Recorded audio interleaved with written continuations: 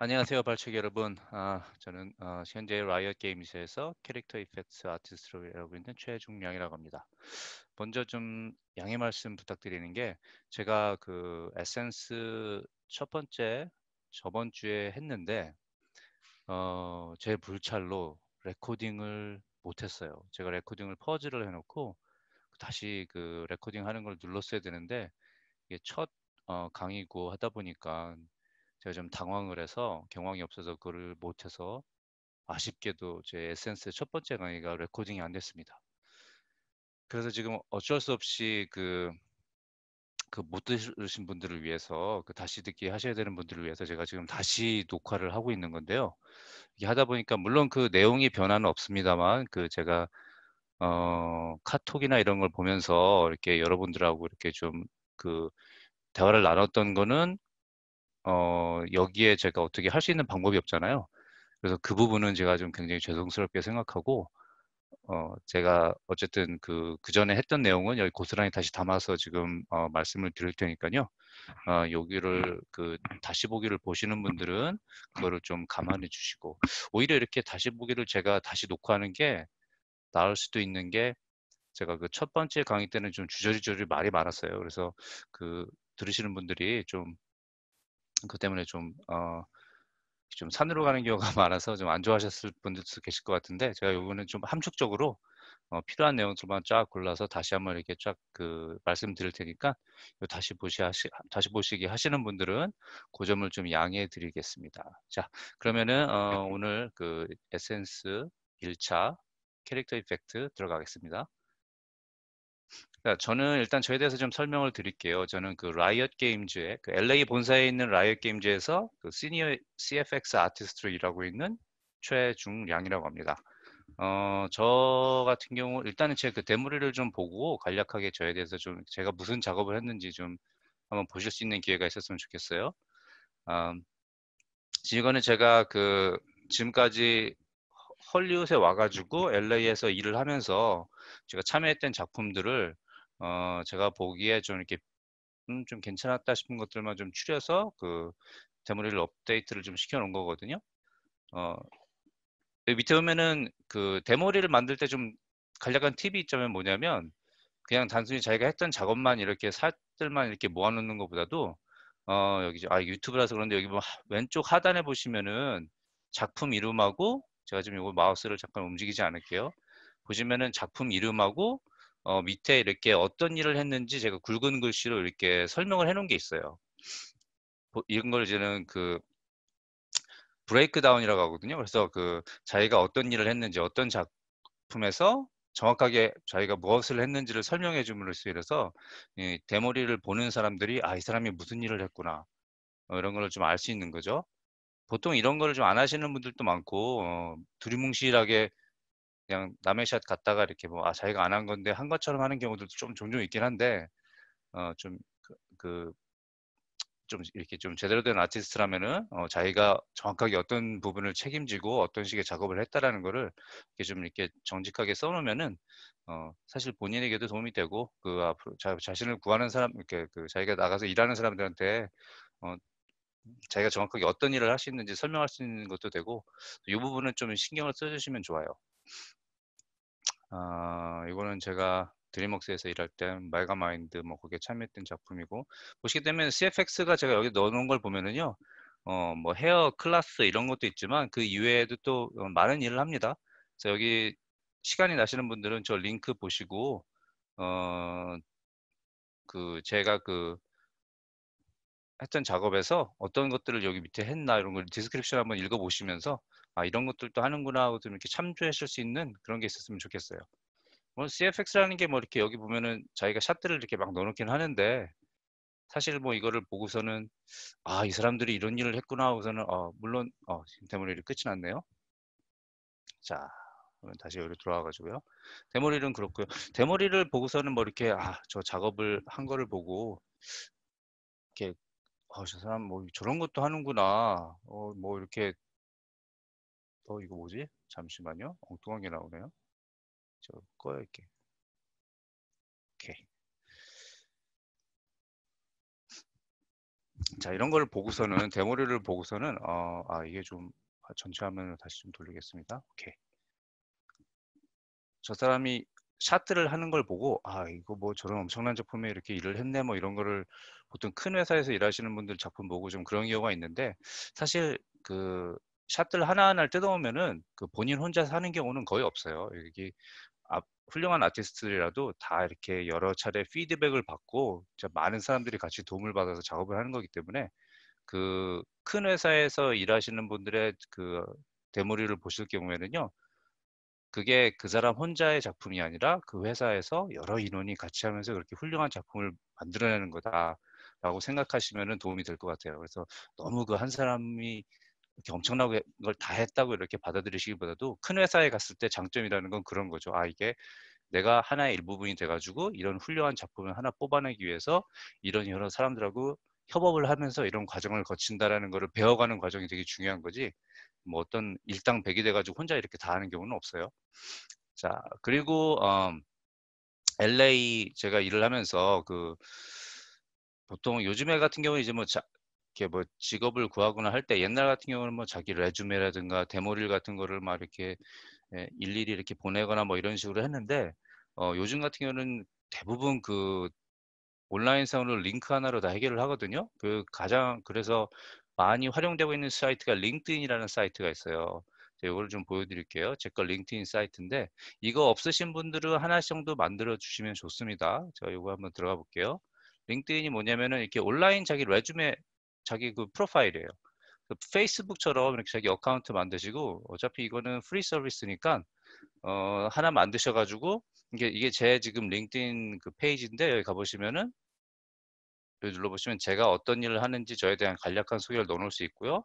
거기 아울러서 물론 이거 자체가 레주메예요. 보시게 되면은 무슨 일을 했는지, 자 지금 현재 제가 일하고 있는 회사, 어떤 회사에서 드림웍스라는 회사에서 무슨 직책으로 얼마나 오랫동안 어떤 일을 했는지 이런 것들을 쫙 이렇게 정리해 놓을 수가 있어요.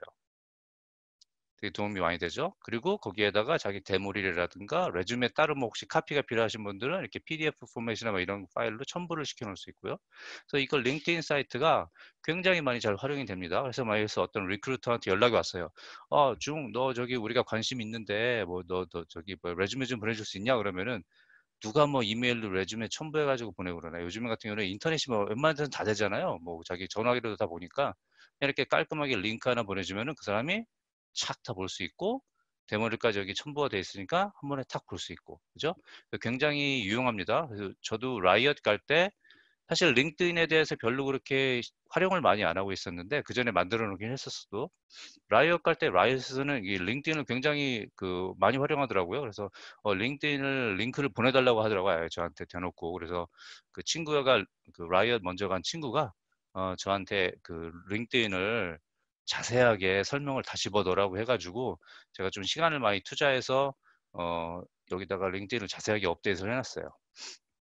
그래서 다시 한번 말씀드리지만 링크드인 혹시 그 프로파일 없으시거나 하신 분들은 하나를 만드셔서 필요하시면 제 거를 참조하셔가지고 이런 식으로 하면 되겠구나. 아니면 다른 분들 이게 또 좋은 장점이 뭐냐면 그 페이스북처럼 여기 인더스트리에 일하시는 분들하고 그 일촌 관계 같은 걸 맺을 수 있어요. 친구 관계를.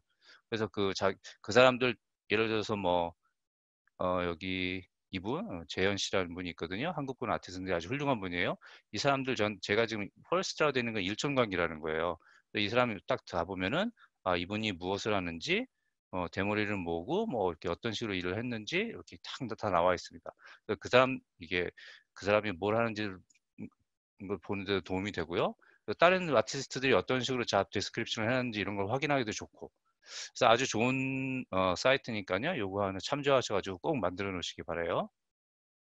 자, 그러면은 이걸 잠깐 끄고 발차기로 돌아가서 자, 여기 이게 지금 제가 카톡으로 이거를 링크를 전에는 보여드렸었는데 지금 이게 제가 녹화를 다시 하다 보니까 요거를 이제 카톡으로 보여드릴 수 있는 방법이 없잖아요. 그래서 필요하신 분은 요거를 잠깐 퍼지 하셔가지고 요거 제가 유튜브 데모를 링크고요. 요건 제가 링크드인 링크니까 요거를 보시고 가셔서 확인해 보실 분들은 이렇게 확인하시기 바랍니다. 자, 그리고 제가 어떤 데서 일을 했었냐면 맨 처음에 저는 2005년도에 리딩맨 휴즈에서 일을 시작을 했어요. 굉장히 운이 좋았습니다. 그 나중에는 추가적으로 말씀드릴게요. 그리고 이미지웍스를 거쳐서 드림웍스 애니메이션, 그리고 현재는 라이엇 게임즈에서 일을 하고 있고요. 그리고 영화들은 보시다시피 뭐 쿵푸 팬다 3라든가 아니면 하우 투 트레인 유 드래곤 2, 뭐 가디언스 뭐 이런 것들 기타에 참여했습니다. 현재는 그 라이엇 게임즈에서 시네매틱을 제작을 한 지난 2년 동안 했는데 아직 그게 그 릴리즈가 안 됐어요. 그래서 제가 무엇을 정확하게 했다고 이렇게 보여드릴 수 있는 게 없어서 그건 좀 아쉽게 생각을 하고 있어요.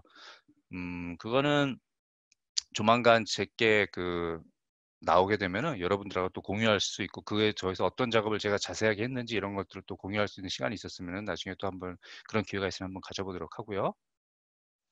자, 그래서 저에 대해서 조금만 더 말씀드리자면은 옛날에 제가 그 애니메이션을 정말 알게 된 게 애니메이션 막연히 어렸을 때 애니메이션을 좋아하던 거를 떠나서 제가 미야자키 감독의 뭐 이렇게 토토로라든가 아니면 이렇게 여기 마녀배달부 키키 같은 거 이런 거를 보면서 굉장히 애니메이션 세계에 매료가 됐어요. 아, 이런 식으로 애니메이션을 할 수도 있구나. 이렇게 사람을 정말 단순히 어렸을 때보다 뭐 이렇게 신나게 로봇들이 나와서 때려부시고 이러는 게 아니라 사람의 마음을 움직이고 애니메이션으로 인해서 이게 영화 못지않는 어, 이렇게 메시지도 전달할 수 있고 굉장히 그 제가 고등학교 때 그런 걸 너무 좋아하게 돼서 사실 제가 고등학교 때는 이런 합법적으로 이런 일본 애니메이션들을 접근할 수 있는 방법이 없었거든요.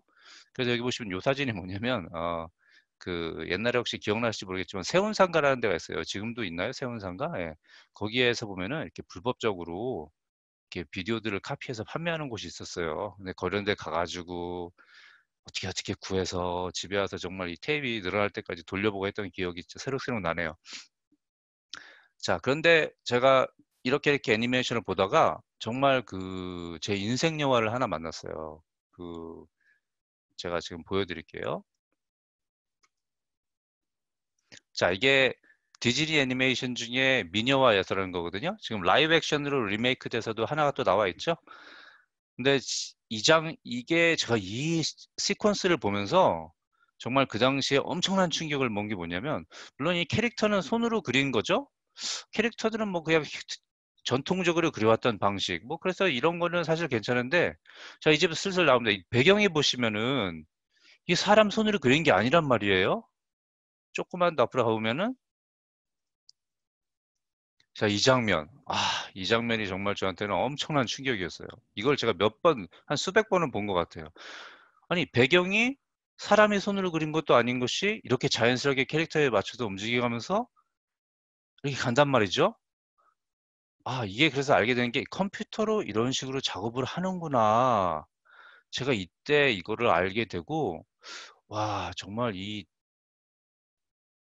컴퓨터로 작업을 하는 거, 컴퓨터로 애니메이션을 하는 거, 애니메이션은 저런 식으로도 엄청나게 할 수 있다라는 거.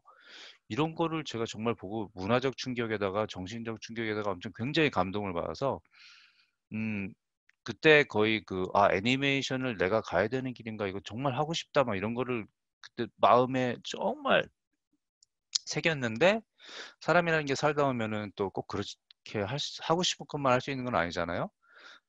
저희 뭐 아버님이 특히 제가 뭐 아트 쪽을 하는 걸 좋아하시지 않으셔 가지고 한국에서는 어떻게 해 가지고 뭐 전기공학과를 가서 공대를 다니다가 공대 가서 한 2년 동안 공부를 해 보니까 정말 이건 제가 갈 길이 아닌 것 같아요. 그래서 너무 방황을 많이 하다가 그냥 군대를 갔습니다.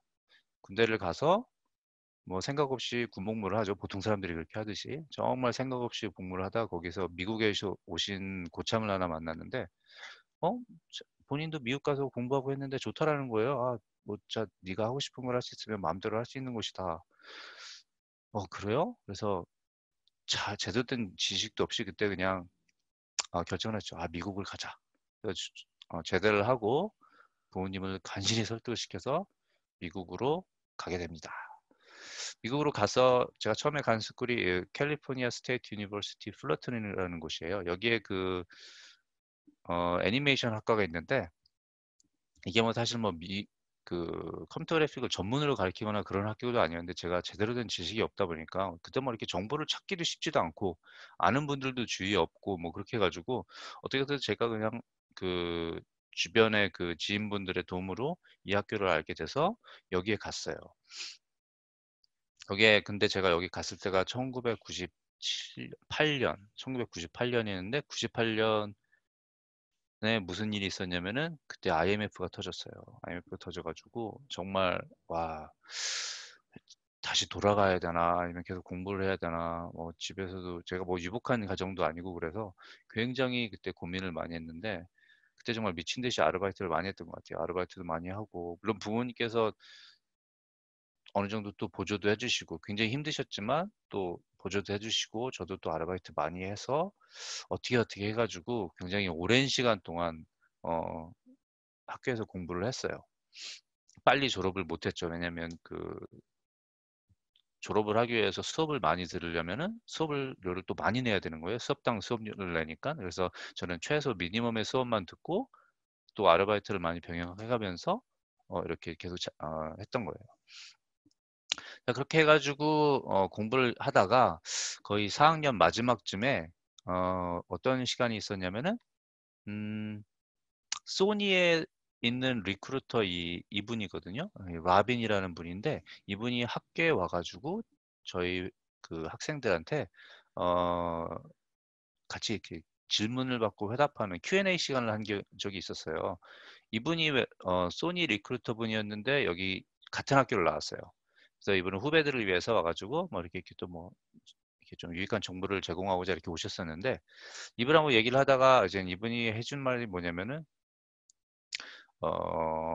컴퓨터 그래픽이 요즘 대세인데 컴퓨터 그래픽 중에서도 여러분이 좀 이렇게 시큐어한 좀 이렇게 안정적인 직종이 무엇냐 하면은 리깅이라고 그러더라고요. 리깅.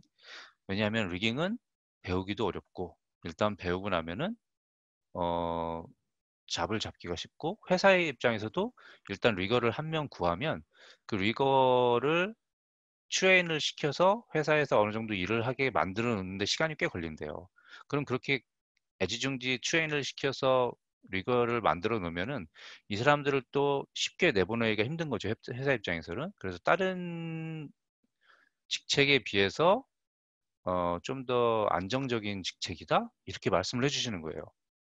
물론 그 당시에 그랬다는 거죠. 지금은 또 상황이 많이 틀려졌죠. 예전처럼 그렇지는 않고. 근데 그래서 그때 제가 단순히 애니메이션만 하려고 왔다가 애니메이션을 이제 컴퓨터로 해 가지고 애니메이션을 또 하려고 하다가 이분 얘기를 들으니까 그때도 IMF도 있고 제가 경제적으로 힘든 시기였으니까 '야 아무래도 좀 안정적인 직업 쪽으로 컴퓨터 그래픽을 해야 되지 않겠나.' 또 이런 식이 생긴 거예요. 그래서 그때 애니메이션도 괜찮고 하긴 한데 제가 개인적으로 한계에 좀 부딪혔던 게 뭐냐면 애니메이션을 미국에서 한다라는 게 어 '문화적인 차이점 때문에 어렵다.'라는 걸 좀 느꼈어요.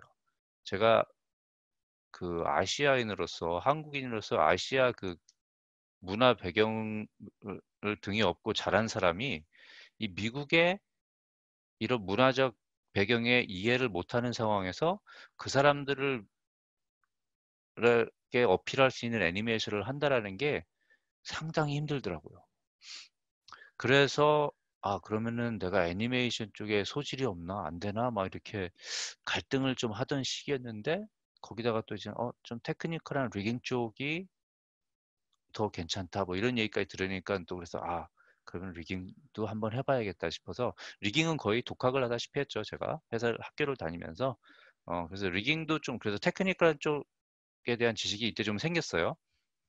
그래서 애니메이션도 좀 하고 테크니컬한 지식도 생기고 하다 보니까 이 두 분야가 적절히 맞아떨어진 게 사실 CFX라는 거거든요. CFX는 리깅에 대한 지식도 어느 정도 있어야 되고 아티스틱한 감각도 어느 정도 있어야 돼요. 시뮬레이션을 통해서 그 원하는 결과물을 뽑아내려면은 그거에 대한 눈도 어느 정도 있어야 되거든요. 그래서 이때 저한테 그게 좀 그런 시너지가 맞아떨어지는 거를 그때 다니면서 어떻게 좀 잘하게 된 것 같더라고요. 그래서 제가 그 친구가 졸업을 할 때 물론 이제는 여기저기 다 우리가 넣잖아요. 근데 리드메이지라는 회사가 어느 회사인지 사실 잘 몰랐었어요. 근데 친구가 그걸 지원한다고 하면서 저보고 같이 하자 그러더라고요. 그래서 그래? 그래서 나도 한번 해봐야겠다. 그래서 데모리를 준비해서 넣고 딱 했는데 그때 금요일 날 가가지고 데모리를 넣고 레주메 넣고 한 이틀인가 후에 연락이 왔어요. 그래서 그때가 금요일이었는데 아니구나. 금요일이 아니라 그때 그 금요일 날 와서 저보고 인터뷰를 보자 그러더라고요. 그래서 그래? 그래서 금요일 날 가가지고 인터뷰를 봤는데 한 1시간 정도 인터뷰를 보더니 그래 하더니 가라 그러더라고요. 그래서 가서 집에서 기다리고 있는데 그날 저녁 한 5시쯤에 전화가 왔어요. 야, 너 월요일부터 출근하라고. 그래서 오, 꿈인지 생신지 기분이 너무 좋았죠. 그때 세상을 다 가진 듯한 기분. 그래서 그렇게 해가지고 리드매니지의 첫 직장으로 시작을 하게 됩니다. 근데 막상 그때 기분이 막 그때는 굉장히 좋았는데 지금 와서 생각해 보면은 저란 사람이 특별히 뭐 이렇게 능력이 뛰어나서 뽑혔던 건 아니에요. 왜냐면 제가 이제 리깅에 대한 지식도 있고 그 애니메이션 백그라운드도 있고 한데 능력이 특출난 건 아니지만 보통 이런 VFX 스튜디오 같은 경우는요. 프로젝트 막바지에 사람을 왕창 뽑아가지고 그 마지막에 남아있는 일거리를 엄청나게 시켜요. 싼 가격에. 그러다 보니까 저같이 학생 같은 경우 막 작업을 이렇게 잡을 구하는 사람들한테는 그게 사실 굉장히 좋은 기회이기도 해요. 그러니까 영화 막바지에 크런치 타임이라고 그러죠. 이렇게 막 갑자기 그 엄청난 작업량이 있는데 시간 안에 못 끝내가지고 사람들을 막 필요하게 될 때, 그때 어떻게 운이 좋게 들어가가지고 작업을 이 업계에 처음으로 일을 시작하게 된 케이스예요. 근데 이런 케이스가 사실 뭐 나쁘다고만 할 수는 없는 게 이게 굉장히 처음 직업을 찾으시는 분들한테는 좋은 기회가 될 수가 있거든요. 저도 물론 그 기회를 이때 어떻게 운이 좋게도 이런 기회가 생겨서 이 업계에서 일을 시작하게 된 거고요. 자, 이렇게 해서 시작을 했는데 리드매니지라는 회사 정말 와보니까 저는 이게 첫 직장이다 보니까 다 스튜디오들이 다 이런 줄 알았는데 사실 지금 와서 생각해보니까 굉장히 좋은 회사였어요. 이 리드매니지는 동물 CG는 거의 최고봉이었죠. 그 나니아 만든 회사다 보니까 그 라이프 오브 파이 이런 거 만들었잖아요. 그 동물에 대한 건 정말 최고봉이라고 할 수 있는데 여기 보면은 그 이분 이게 사장님이에요. 존 휴스라는 분인데 이분은 정말 검소합니다. 차도 정말 그 시빅이라고 되게 그 호다에서 나오는 차인데 굉장히 거기서 가장 낮은 레벨이죠. 그냥 그런 차 타고 다니시고 사장님이라는 그 타이틀에 걸맞지 않게 굉장히 겸손하시고 보통 요 분이거든요. 이렇게 그냥 일하는데 이렇게 살금살금 이렇게 뒷짐지고 돌아다니시면서 사람들하고 살살 이렇게 살갑게 얘기도 하시고 이렇게 그냥 그러신 분이에요. 동네 아저씨 같은 굉장히 푸근한 그런 분이었어요. 그래서 사장님이 굉장히 인상적인데 이런 사장님이 없더라고요. 나중에 지금 와서 생각해 보니까. 그래서 이런 사장님이 운영하는 이런 크진 않지만 그때는 500명 정도 있었던 것 같아요, 직원이. 이런 규모의 회사였는데 직원 복지도 상당히 좋았습니다. 근데 그 직원 복지도 상당히 좋았는데 이게 사실은 VFX 회사가 그런 복지로 이 회사를 운영한다라는 거는 요즘에는 상당히 힘들어요. 사실 그게 어떻게 보면은 그 루드맨 휴스가 좀 힘들어지게 된 계기가 되기도 하고요. 그 최고의 복지라는 게. 예를 들면 그때 이제는 그 한국 분들 여기 굉장히 유명한 선배님들도 많이 계셨었어요. 지금 현재 뭐 여기 그때 저랑 같이 일하셨던 한국 그 선배님들 중에 지금 뭐 카이스트에서 교수를 일하시는 분도 계시고 그 삼성에 가셔가지고 연구원으로 계신 분도 계시고 굉장히 유능하신 분들이 많아요. 근데 그 어떤 제가 기억에 남는 게 뭐냐면 거기 그 선배님 중에 한 분은 제가 일하는 3개월 동안 그분 얼굴을 한 번은 뵌 적이 없어요. 왜냐면 그 기간 동안 계속 휴가셨어요. 그러니까 그만큼 복지가 좋은 건데 생각을 해보시면은 이 VFX 회사가 이 VFX라는 게 어떤 회사냐면은 그 일을 받아서 그만큼의 액수를 받고 그 작업을 해주는 거잖아요. 그러니까는 제한된 금액을 가지고 작업을 해줘야 되는데 직원들이 그렇게 복지로 넘쳐나니까 일을 못하는 직원들이 많고 하다 보면은 회사가 어떻게 돌아가겠어요? 굉장히 힘들죠. 그래서 제가 그냥 이제 회사니까 규모가 엄청나고 뭐 이렇게 회사는 이렇게 우리가 생각하는 회사라는 거는 이렇게 뭐 이렇게 손님바퀴 탁탁 물려서 돌아가듯이 뭐 이렇게 쫙 진짜 안정적으로 돌아가는 것처럼 생각하는데 제가 그때 이 VFX 회사 처음 가서 그 전체 직원 미팅에 가가지고 뭘 느꼈냐면, 자, 직원 미팅에서 무슨 얘기를 하냐면, 어, 자, 지금 우리가 이번에 어떤 영화를 비딩해서 성공을 해가지고 몇백 개의 샷을 가져와서 이제는 어떤 영화가 작업이 들어가게 됩니다 해가지고 발표를 하더라고요. 그러면서 막 직원들이 우 박수 치면서 막 환호를 하고 그래요. 그래서 가만 있어 보자. 이게 그러니까 그때 느낀 게 뭐냐면은 이게 하루 먹고 하루 살아가는 일당직들이랑 무슨 차이가 있나 이런 느낌이 딱 온 거예요. 그러니까 이런 큰 회사도 VFX 하는 회사도 그러니까 어디에 가가지고 경쟁 업체들과 경쟁을 해서 비딩을 해서 자기네들이 가장 하청을 주는 업체 쪽에서 봤을 때 그 정도 퀄리티에 적당한 수준의 가격을 제한하는 회사한테 일을 맡기는 거잖아요. 이렇게 일을 그렇게 해서 따와가지고 열심히 일해서 넘겨주고 적당 금액을 받는 거. 이거 뭐 어떻게 보면 인형에 눈 붙이는 거랑 무슨 차이가 있는 거예요, 그죠? 그 일을 받아와서 열심히 일해서 갖다 주고. 그런데 문제는 이렇게 해서 영화를 열심히 만들어서 줬을 때 영화가 흥행을 하면 이 VFX 회사에서 영화가 흥행한다고 해서 이 사람들한테 이익이 가는 건 하나도 없는 거예요. 그게 VFX 회사의 현실이에요. 왜냐면 이 사람들은 그래서 샷이 100개면은 이 100개를 내가 얼마 받고 해주겠다. 그러면 그거 딱 그거에 돈을 받고 그 100개 샷을 해주고 넘기는 거잖아요. 그럼 거기서 끝. 영화가 만약에 흥행을 했다. 그러면은 흥행해서 남아는 그 수익은 다 그 영화 제작업체에서 갖는 거지 VFX 해주는 회사에서 갖는 건 아니란 말이에요. 그게 좀 안타까운 현실이죠. 그와 반대로 근데 또 반대로 생각했을 때 영화가 정말 참패해서 폭망했을 때 그래도 VFX에서는 거기에 뭐 이렇게 영향을 받지 않는다라는 또 장점은 있죠. 그래서 장단은 있는데 그래도 어쨌든 간에 VFX사라는 게 어떤 식으로 돌아가는지 그거를 좀 여러분들이 아셨으면 해서 그 얘기를 잠깐 꺼냈어요. 자, 그럼 여기서 제가 VFX 그 리드 메뉴에서 이제는 CFX 아티스트로 정말 처음 시작을 했는데 아무것도 모르니까 제가 그때 시작한 거는 그냥 샷 아티스트예요. 샷 아티스트라는 건 뭐냐면은 샷을 받아서 거기에 시뮬레이션을 돌려서 결과물을 보여주면은 이게 VFX 슈퍼바이저가 괜찮다, 아니다, 나쁘다. 요거는 이렇게 좀 다시 해보자. 이렇게 해서 이더레이션을 거쳐가지고 그 샷을 마무리하는 걸 샷 아티스트라고 해요.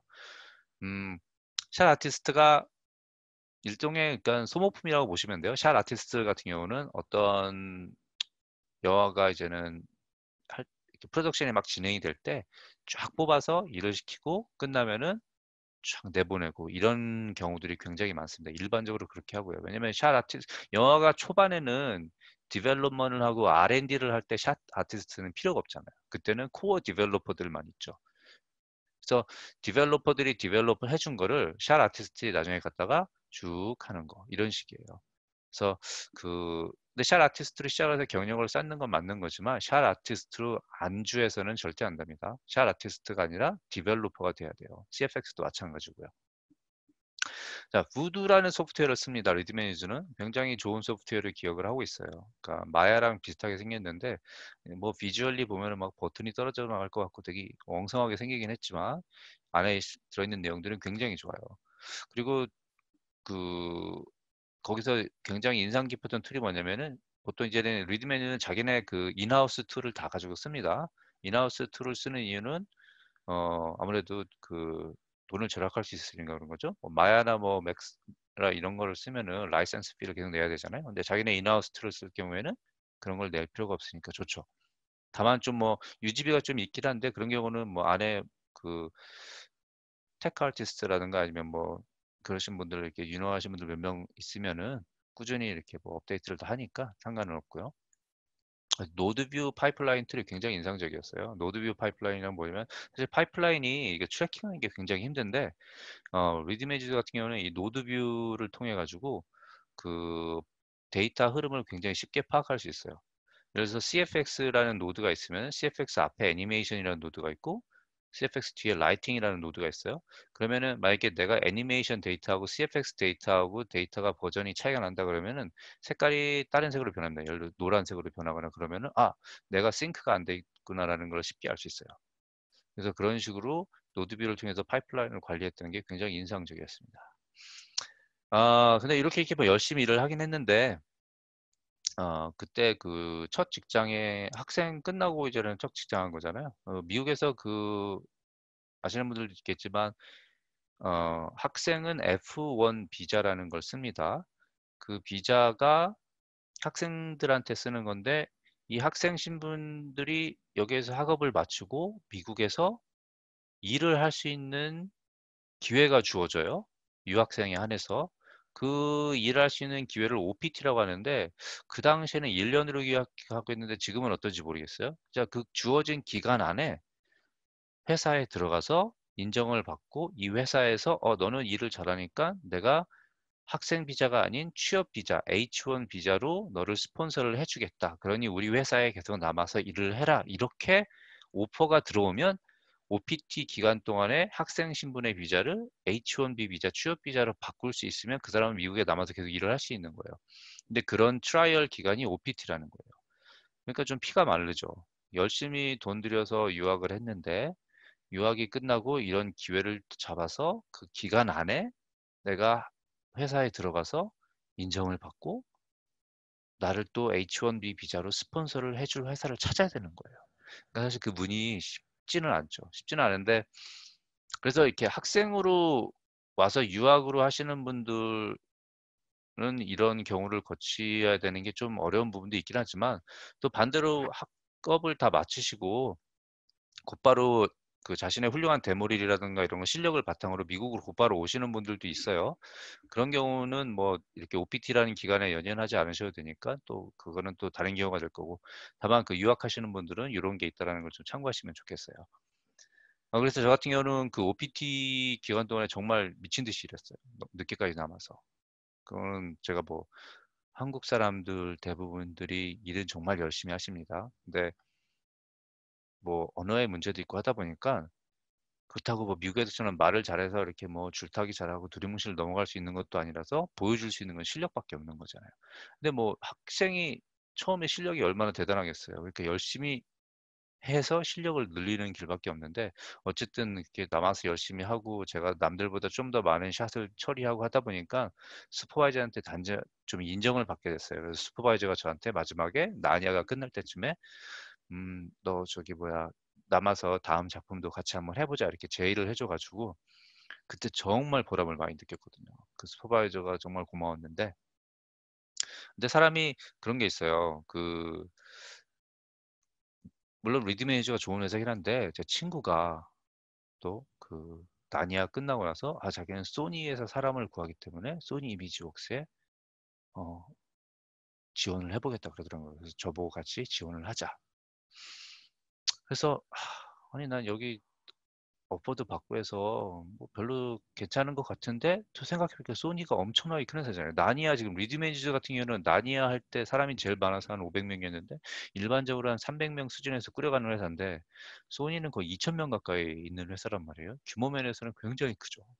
그리고 훨씬 더 안정적일 것 같고 그리고 사람은 큰 물에서 놀아야 되지 않나 항상. 그러니까 저도 사실 굉장히 안주하는 거를 좋아하는 사람인데 그거를 깨야겠다는 생각이 많이 들어서 그리고 참 웃겼던 게 제가 그걸 지원을 한다고 된다라는 보장도 없어요.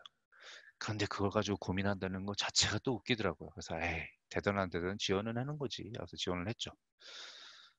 지원을 했는데 어떻게 또 됐어요. 왜 됐냐면은 똑같은 이유에서 된 거예요. 거기도 마지막에 그 오픈 시즌이라는 영화를 하고 있는데 사람이 또 많이 필요했던 거예요. 그런 기간이라서. 근데 마침 리드메뉴에서 이제 동물 털 같은 거를 하던 사람들이 영화가 끝나고 많이 어베일러블하게 되니까 그 오픈 시즌이 다 동물들 나오는 거였거든요. 동물들 그래 동물 털한 애들 있으니까 데려와 해가지고 어떻게 또 운 좋게 맞아떨어져서 된 거예요.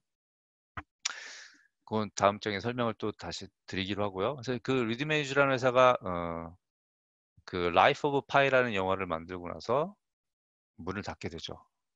이게 참 그래서 이렇게 사람들이 이렇게 그거를 좀 풍자하고자 라이프 애프터 파이라는 이런 것도 만들어서 이렇게 하는데 이게 무슨 의미냐면 그 라이프 오브 파이라는 영화를 그렇게 만들어서 이거는 오스카도 받고 흥행도 굉장히 잘하고 그렇게 됐지만 사실 이거를 만들어진 VFX 회사는 이거를 만들어지기 위해서 운영을 해야 되고 또 거기에다가 직원들 복지도 챙기게 되고 뭐 이런 걸 하면서 어렵게 해가지고 샷을 만들어줬지만 그 이후에 얻어지는 거는 더더욱더 많은 업체들이 여기저기 생기고 더더 이 업계는 과도한 경쟁이 또 하고 하다 보니까 이런 돈을 많이 들여서 이런 고퀄리티의 CG를 만들어 줄 수 있는 회사가 입지가 점점 줄어드는 거예요.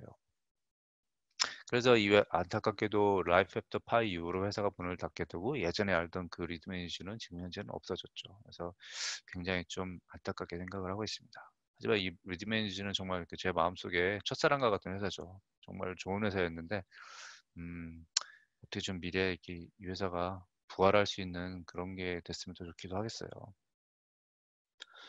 자, 그래서 그 다음에 간 게 소니 이미지웍스. 소니 이미지웍스. 여기 친구 따라 지원했다가 또 마지막 크런치 때 덜컥 들어가게 된 규모 면에서는 상대가 안 되죠. 자, 이게 지금 소니 스튜디오 캠퍼스인데 이게 메인 빌딩이에요. 쭉 여기 이 앞에 메인 빌딩이고 제가 그러니까 이때 제가 갔을 때 프로젝트가 한 10개 정도 진행이 되고 있었던 것 같고요. 직원이 거의 한 2,000명 가까이 됐어요. 그러니까 그 많은 직원들을 수용하기에는 이 메인 빌딩이 모자라 가지고 여기저기 주변에 이제는 건물들을 리스를 해가지고 거기를 사용하거든요. 제가 일하게 된 건물은 요 뒤에 요 건물이에요. 요 건물. 요 건물이 예전에 알기로는 이게 그 세탁 공장 건물이었는데 요거 어떻게 그 업체가 문을 닫게 돼서 나갔는지 어떻게 됐는지 모르겠지만 그래서 소니에서 여기를 리스를 해가지고 여기에서 그 CFX 하는 디파트먼트는 다 여기 들어가 있었어요. 모델링하고 CFX가 여기에 있었죠. 이때도 그래서 참 여기 재밌는 일이 많았었는데 뭐 건물 자체는 뭐 이렇게 그냥 무슨 회사 같아요. 근데 이 회사 분위기가 리드메뉴와는 또 많이 틀리더라고요. 또 회사가 크고 하다 보니까 우리 이쪽 업계라는 게 뭐 같은 아티스트들이 다 돌고 돌고 하는 건데 이상하게 소니는 그 매니지먼트 때문에 그런 것 같아요. 이 매니지먼트를 위에서 이게 일본 회사에서 그런지 몰라도 굉장히 타이트하게 합니다. 매니지먼트를 타이트하게 한다는 거는 아티스트 스트레스 레벨들이 올라갔다라는 거고 그런 아티스트들이 좀 약간 좀 민해지는 것 같아요. 좀 이렇게 좀 뭐랄까 좀, 네, 그래요. 그래서 뭐 간단한 예로 이렇게 우리가 흔히 뭐 이렇게 문 같은 거를 지랑할 때 문을 자기가 열면은 다음 사람 가라고 이렇게 홀드 같은 걸 해주잖아요, 그죠? 소니 같은 경우는 그런 경우가 별로 없었어요. 물론 모든 사람들이 다 그렇다는 건 아니지만 제가 전체적으로 봤을 때 좀 이렇게 그게 좀 덜하지 않았나. 그러니까 그런 식으로 그것 때문에 이렇게 사람들이 미인하다고 표현을 하는 게 아니라 그건 한 가지 예일 뿐이고요. 그러니까 전체적으로 조금 그런 게 있었어요. 그래서 소니는 큰 회사고 이렇게 막 멋있는 프로젝트, 재밌는 프로젝트 많고 하긴 한데 그런 분위기 때문인지 이렇게 그닥 제일 이렇게 뭐 이렇게 일하고 싶은 회사 리스트에서 이렇게 높지는 않아요, 솔직히. 근데 뭐 또 돈 준다고 오라고 하면 가야 되죠. 저희에게 뭐 아티스트의 어쩔 수 없는 숙명이죠.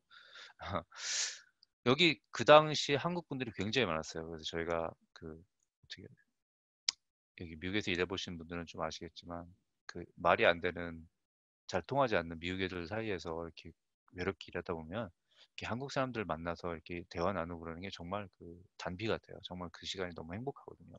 그래서 한국 분들하고 이렇게 많이 같이 밥도 많이 먹으러 가고 이렇게 회사 내에서 만나가지고 또 이렇게 점심 먹으러 갈 때 같이 우르르 만나가지고 막 모여서 몰려다니고 그랬었어요. 그러다 보니까 미국 애들이 저 코리안 마피아다고 이렇게 우스갯소리를 하면서 막 놀리기도 하고 그랬었거든요. 그런 재밌는 기억들도 있고 회사 그 근데 그 회사 내 그 정치라고 그러죠? 폴리틱 좀 많이 좀 심했었어요, 소니는. 그래서 그냥 일만 열심히 하는 것도 사실 좋긴 한데 그런 좀 분위기를 잘 봐가면서 내가 그 아티스트들이 쓸데없는 그런 거에 좀 신경을 써야 되는 경우가 좀 있었어요. 그래서 좀 안 좋은 사건들이 몇 번 있었고 좀 그렇습니다. 근데 이게 꼭 소니만 그런 게 아니라 어느 회사를 가나 그런 경우는 좀씩 있어요. 이렇게 우리가 흔히 말하는 그냥 폴리틱스 그렇게 얘기를 하는데 회사 내 정치가 약간 편가르고 뭐 이렇게 줄타기 하는 게 은근히 다 있어요. 그래서 그런 것들 뭐 사람 사는 건 다 똑같죠, 그죠? 정치인들만 그러는 게 아니라 그냥 다 그렇습니다. 근데 이 회사가 그 대신 정말 복지는 정말 좋았어요. 정말 좋았어요. 회사가 크다 보니까 그래서 그 소니의 복지 때문에 뭐 저는 병 걱정 이런 건 진짜 하나도 걱정 안 하고 다녔었어요. 그런 면에서는 참 그 가족들한테 도움이 많이 됐죠. 자, 이미지웍스. 그래서 제가 이제 시작한 게 맨 처음에 아까 말씀드렸듯이 오픈 시즌이라는 영화, 예, 크런치 타임에 우르르 사랑을 뽑아서 여기를 시작하게 됐어요. 근데 이 애니메이션이 여러분들 생각하기에 아 이거 애니메이션이다 보니까 뭐 그냥 뭐 어떻게 더 캐릭터 이펙트 정도 쉽지 않나 생각하시는 분들이 있으실 수 있는데 애니메이션이 쉬워 보이지만 사실 더 어려워요. 왜냐면 그 라이브 액션 같은 경우는 캐릭터들 그 움직이는 게 사람의 움직임에 이렇게 제한이 돼 있잖아요. 그죠? 근데 애니메이션 같은 경우는 얘들이 물론 모양 자체가 사람처럼 뭐 이렇게 서 있을지는 몰라도 팔다리 자체 이렇게 구조 자체가 틀리단 말이에요. 이런 애들이 옷 입고 뭐 막 말하고 뛰어다니고 그러는데 또 애니메이션 특성상 팔다리가 축축 늘어나기도 하고 몸이 이상하게 변형이 되기도 하고 그런 게 굉장히 많단 말이에요. 그래서 쉬워 보이지만 사실상 음, 더 테크니컬리 어려운 게 애니메이션이에요.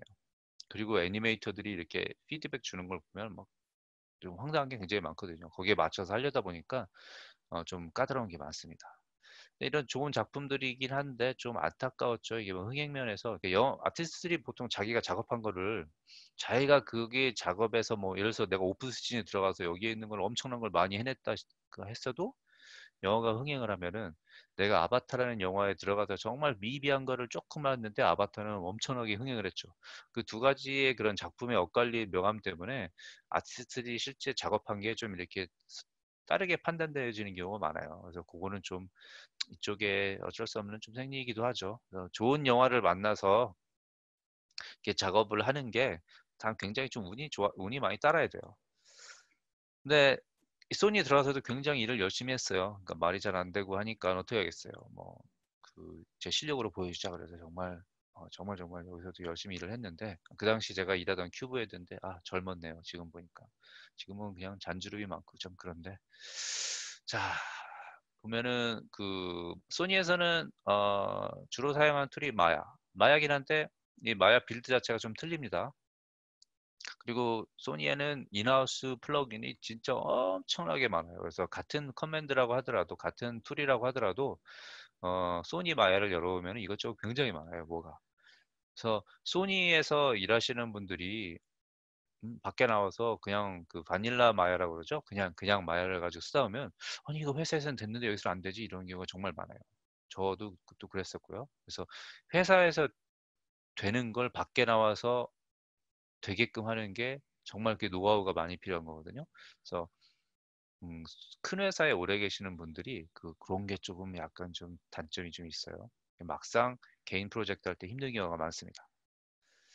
자, 어쨌든 그런 마야를 많이 썼고요. 캐시 컴프라고 그래가지고 이게 뭐냐면은 캐시라는 게 뭐냐면 시뮬레이션 데이터죠. 이 시뮬레이션 데이터를 여러 개를 뽑아내서 그거를 컴포지트 하는 거예요. 필요한 부분만 뽑아서 믹싱을 하는 거죠.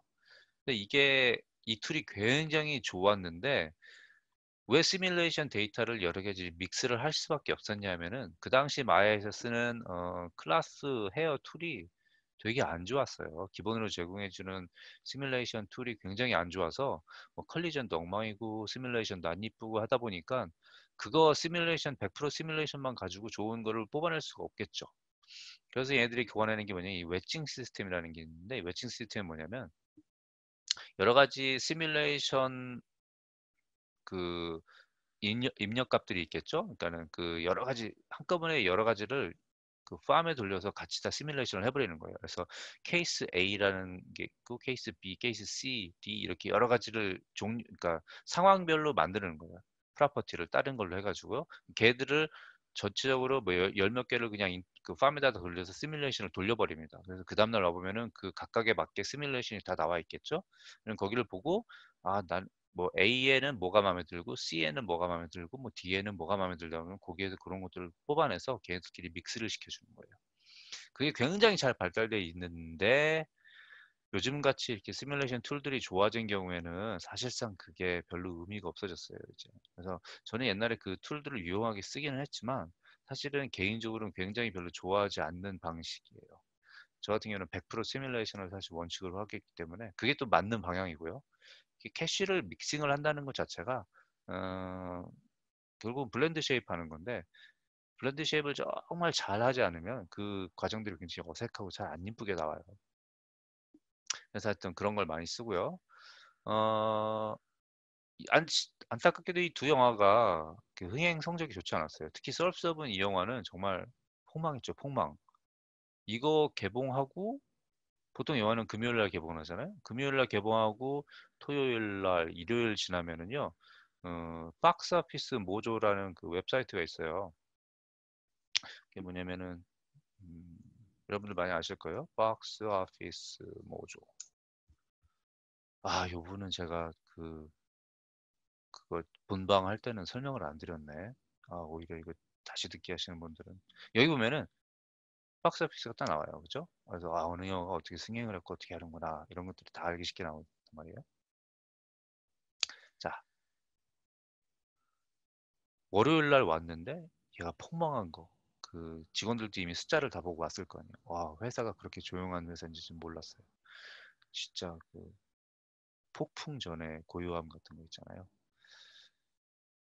그 영화가 그렇게 연거푸 실패라고 나면은 항상 직원들은 긴장을 합니다. 뜰 준비를 하는 사람들도 있고, 음, 여기저기 발빠르게 움직여서 다음 프로젝트에는 뭐를 할지 이렇게 막 미리 이렇게 연출 타기 하는 사람들도 생기고, 굉장히 그게 이제 그때 활발해지는 시기긴 한데, 긴장감도 팽팽해지고요. 근데 저를 어느 날 이제는 그 매니저가 이렇게 불러가지고 미팅을 하자 그러더라고요. 그래서, 난 일 열심히 했으니까 미팅을 하면서 무슨 얘기를 할까 해서 갔더니, 자, 다음 주부터 안 나와도 돼. 레이오프를 당하게 됩니다. 그때 정말, 하늘이 무너졌죠. 레이오프. 이거 안 당하신 분들은 모를 텐데요. 이 레이오프라는 걸 한번 당해보면은, 기분이 정말, 정말 더러워요. 예. 그리고 이 여운도 되게 오래 가고. 근데 저는 이제 여기서 오래 일하다 보니까 이 레이오프라는 게 이제 뭐 너무 이쪽 분야에서는 뭐 흔히 있는 일이라서 사실 좀 약간 좀 무덤덤해지긴 했는데 처음에 이 레이오프 당했을 때는 정말 이거는 와 집에 가서 와이프한테 뭐라고 말해야 되지부터 생각을 해서 정말 막막해졌어요. 근데 정신을 똑바로 차렸죠. 오케이. 나를 내보내는 건 좋다. 근데 저는 개인적으로 제가 일을 정말 열심히 했다고 생각을 했거든요. 그래서 그 매니저한테 물어봤어요. 내가 나갈 땐 나가겠는데 도대체 내가 레이오프 되는 이유가 뭐냐? 설명을 해줘라. 그랬더니 그래. 너가 일을 열심히 한 거는 아는데 너가 무슨 스크립팅을 잘해서 툴을 만들 수 있다거나 아니면 뭐 디벨로프를 할 수 있다거나 뭐 이런 식으로 영화가 프로덕션이 진행이 안 될 때 너가 R&D를 할 수 있는 그런 능력이 있으면 우리가 너를 킵하고 있을 텐데 너가 그런 수준은 아직 아니다. 그렇기 때문에 우리로서는 현재는 뭐 영화가 만약에 진행이 되면 다시 부를 수 있겠지만 현재로서는 너희가 할 일이 지금 없다 이런 식으로 얘기를 해주는 거예요. 나이스하게 설명을 해줬죠 물론. 결과적으로 네 능력이 안 되니까 너는 나가는 거다. 이걸 이런 얘기잖아요. 이거 하나도 틀린 말이 없죠. 맞는 거예요. 저는 그냥 열심히 샷 아티스트로서 일만 했지 제가 정말 디벨로퍼나 그 위로 가기 위해서 노력한 건 없는 거예요.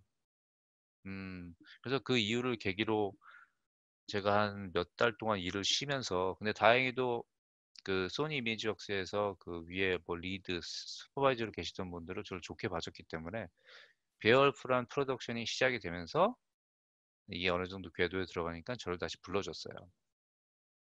베어울프 참 그래서 저한테 굉장히 고마운 영화긴 한데 이것도 폭망했죠. 아 제가 진짜 마이너스 손인지 뭔지 제가 참여하는 영화가 이렇게 잘 된 게 별로 없어요. 아무튼 뭐 그 들어가서 이 영화를 하는데 직원들이 이거 일하면서 다 그랬어요. 아니 이걸 왜 굳이 3D로 만들까? 라이브 액션을 하면 좋을 텐데 이러면서 하지만 베어울프 만들어서 하면서 저는 오버타임을 굉장히 많이 했거든요. 베어울프 하면서 크레딧 카드 빚도 다 갚고 아주 저한테 고마운 영화죠. 뭐 아티스트가 저희가 일단은 먹고 살 수 있게만 해주면 영화가 흥행하던 말든 그닥 영향을 안 미치니까. 근데 뭐 그 기분은 좋잖아요. 영화가 흥행하면 어디 가서 명함 내밀기도 좋고 기분은 정말 좋단 말이에요. 사실 왜 저도 그렇긴 하지만 뭐 아바타 이런 데 일했으면은 사람들이 와 중력 씨 뭐 아바타 예? 근데 베어울프 일했다 그러면 그랬어요? 그래서 이렇게 한단 말이죠. 근데 뭐 내가 거기서 아무리 베어울프에서 열심히 일하고 진짜 테크니컬리 엄청난 걸 해내서 소용이 없는 거예요. 그때는 밖에서 판단은 영화의 흥행으로 또 판단을 하게 된다는 아주 슬픈 업계의 현실도 있어요. 자, 근데 저는 베어울프 같은 거에 들어가서 제가 어, 그 레이오프 됐을 당시를 기억을 하면서 디벨로퍼가 되기 위한 노력을 정말 열심히 했어요. 스크립팅도 이제 그때부터 스크립팅 공부를 시작하고 헤어랑 클래스가 어떤 식으로 되는지, 그러니까 디벨로퍼들이 일하는 거 뭐 가가지고 좀 많이 물어보고 어떤 식으로 셋업을 했으며 왜 그렇게 하는지 그런 쪽을 계속 많이 배워갔죠. 뭐 온라인으로 뭐 배울 수 있는 그런 게 없으니까 회사에서 이렇게 물어물어 배우는 게 가장 좋은 방법이었어요, 그때는. 그래서 어, 베어프 막바지에는 그 CFX 팀이 30명이었는데 그 30명을 일일이 다 관리를 못하니까 각 그렇게 10명씩 해서 세 팀으로 나눠가지고요. 각 팀마다 클래스하고 헤어의 그 포인트 퍼슨이 있었어요. 약간 그 미니 리드 같은 거였는데 제가 그 팀 중에 하나의 그 헤어 리드였어요. 그래서 그 팀들한테 헤어 그 필요한 것들이 있으면 가서 알려주고 뭐 이런 걸 제가 많이 했었어요. 근데 그런 거를 오히려 하다 보니까 또 저도 많이 늘더라고요.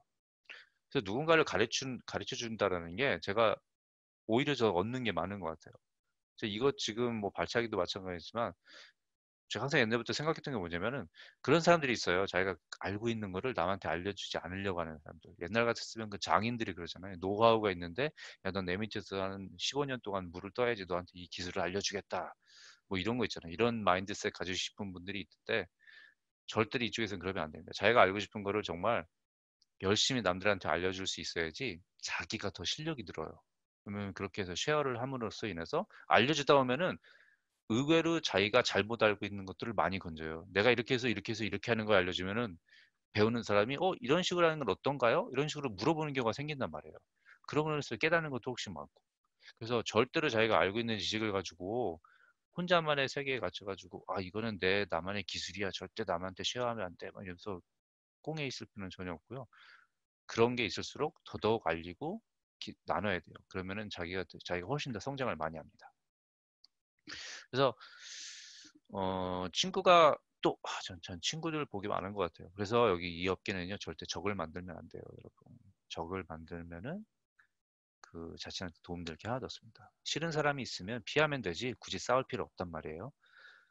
왜냐면 그 적을 만들면은 그 사람이 다른 회사 가서 저에 대해서 험담을 하거나 제가 지원을 했는데 제 실력에 관계없이 괜히 쟤 별로야 해가지고 이렇게 싫은 소리를 한번 해주면 저에 대해서 모르는 사람들은 그 사람 얘기 듣고 안 뽑는 경우가 생길 수도 있단 말이에요. 그래서 이쪽 업계는 그런 그 등에 칼 꽂히는 경우가 있으니까 절대 적을 만드시지 마시고 정말 일하기 싫은 사람들은 그냥 유두리 있게 피하시기 바랍니다. 자, 그래서 이때 소니 이미지웍스에서 베어풀 끝나고 그때는 이제는 이미 소니 미지웍스에서 그 정도 있다 보니까 이제 정말 익숙해지고 툴도 많이 알고 그래서 정말 여기는 이제 회사도 크니까 난 여기 평생 여기 있어도 될 것 같아 이런 생각하고 있을 때였어요. 또 기고만장해져가지고. 근데 친구가 또 그 저 전에 드림웍스에 간 친구가 있었어요. 그 친구가 드림웍스에 지금 사람 뽑으니까 너 한번 지원을 해봐라. 그래?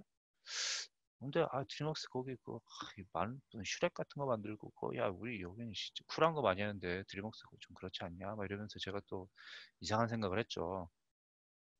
근데 이 업계에 있으시다면 아시겠지만 사실 직장을 자주 옮겨주는 게 좋습니다. 너무 자주 옮기는 것보다 적당한 뭐 한 몇 년이 지나면 좀 이렇게 점프를 한 번씩 해주는 게 자신의 한 회사에 계속 있으면은요 연봉이 거의 안 올라요. 근데 회사를 옮길 때 그때 연봉이 확 올라요. 그런 식으로 해가지고 자신의 몸값을 올리는 게 사실 굉장히 중요해요. 근데 그 당시에는 그걸 잘 몰랐죠. 근데 잘 모르긴 했지만 그래도 드림웍스 한번 거기도 괜찮은 회사니까 그래 한번 가볼까. 제가 그래서 거기를 넣었는데 또 어떻게 돈도 좀 괜찮게 준다 그러고 그렇게 일이 또 얘기가 잘 됐어요. 그래서 그래 그러면은 한번 거기를 갈까라고 생각을 하다가 그래도 소니가 나는 더 좋은 것 같은데 하고 소니하고 얘기를 했어요. 야, 내가 드림웍스에서 잡 오퍼를 받았는데 여기서 일만큼 준다고 하더라. 그 정도까지는 안 주더라도 네가 요만큼만 조금 더 주면 내가 소니에 있을 수 있어. 어떻게 생각하냐? 물어봤더니 소니에서 어, 나는 네가 드림웍스에 가서 갔으면 좋겠다. 그런 식으로 얘기를 해주더라고요. 정말 쿨하게. 이런 망할 놈. 그래서 그러냐. 그래 알았다. 그래서 내가 드림웍스를 갈게. 왜냐면 소니가 그때 사실 베어울프 끝나고 좀 그때 이제는 쇠퇴기에 접어들 때였어요. 좀 하얀 길로 접어들 때였는데, 그래서 그때 이제는 뭐 좀 버젯을 줄이고 이제 직원들 필요 없는 직원들 내보내고 막 이런 걸 많이 하는 시기였거든요. 그러다 보니까 어 저를 킵하고는 싶은데 저에게 돈을 더 많이 더 이상 주고 싶지는, 그러니까 회사 전체적인 분위기가 그랬어요. 회사 직원들 월급을 올리지는 않고 그때 동결하는 분위기였거든요. 제가 그런 얘기를 하니까 우리는 그렇게 매칭해 줄 수 없으니까 네가 드림웍스에 가서 그 어퍼튜니티를, 그 기회를 네가 잡았으면 좋겠다, 이렇게 얘기를 해주더라고요. 그래서 알았다, 소니야, 아쉽지만 여기서 헤어지자. 그래서 소니를 떠서 드림웍스 애니메이션으로 갑니다. 드림웍스 애니메이션은 여기 보시다시피 이런 엄청나게 많은 영화들, 2D, 그러니까 2D부터 시작해가지고 3D 애니메이션을 지금 주력을 하고 있죠. 디즈니와 양대 산맥이라고 말하고 싶긴 하지만 사실 디즈니에 비해서는 조금 퀄리티가 떨어지는 영화들도 종종 많이 만들었어요. 음, 손꼽히는 영화들도 굉장히 많이 있죠. 뭐 팬다라든가 뭐 이렇게 드래곤 같은 거는 좀 굉장히 제가 개인적으로 생각해도 굉장히 좋은 영화라고 생각을 하는데, 그에 비해서 좀 이렇게 괜히 굳이 이런 걸까지 만들 필요가 있나 하는 영화들도 좀 종종 있어요. 뭐 이렇게 말씀을 드리기 뭐하지만 뭐 달팽이 나오는 애들도 있고 뭐 이런 것들이 있어요. 아무튼 드림웍스 애니메이션, 제가 여기 그때 인터뷰를 처음에 소니에서 막 고민하다가 인터뷰를 보러 갔죠. 인터뷰를 보러 갔는데 정문 딱 들어갔는데 정말 뭐야 이거 회사가 왜 이래. 분위기가 정말 소니에 비하면 너무 좋은 거예요. 그죠? 벌써 비주얼로 압도하잖아요. 그다 담쟁이 막 넝쿨 이런 거 딱 있고 드림웍스 딱 써 있고, 야 이게 정말 애니메이션 스튜디오가, 드림웍스가 이게 영화에 비해서 스튜디오는 정말 엄청나구나. 그래서 그때 사실 스튜디오 보고 거의 사실 마음을 굳혔었는데 소니하고 얘기를 아쉬운 마음에 해보긴 한 거지만요. 그래서 드림웍스 와봤는데 여기 분위기가 정말, 여기는 정말 좋아요. 말도 안 되죠. 비주얼들이 곳에 이렇게 쉴 수 있는 데 너무 많고 그냥 들어가면 일단 편안합니다. 복지도 굉장히 좋고요. 근데 여기 보시면 이게 이제는 그 버드 아이 뷰로 이렇게 위에서 찍은 항공 사진인데, 이게 드림웍스 캠퍼스예요. 요 삼각형 쭉 이만큼. 여기 옆에는 LA 리버가 흐르고 있고요. 여기는 정문이 여기예요. 여기 보이시죠? 여기가 정문. 요 사진 나오는 거. 포인터 안 했구나. 오케이. 여기가 파킹랏. 여기서 쑥 들어가서 여기다 파킹을 하시고 쭉쭉쭉쭉 걸어서 여기 분수대 있습니다.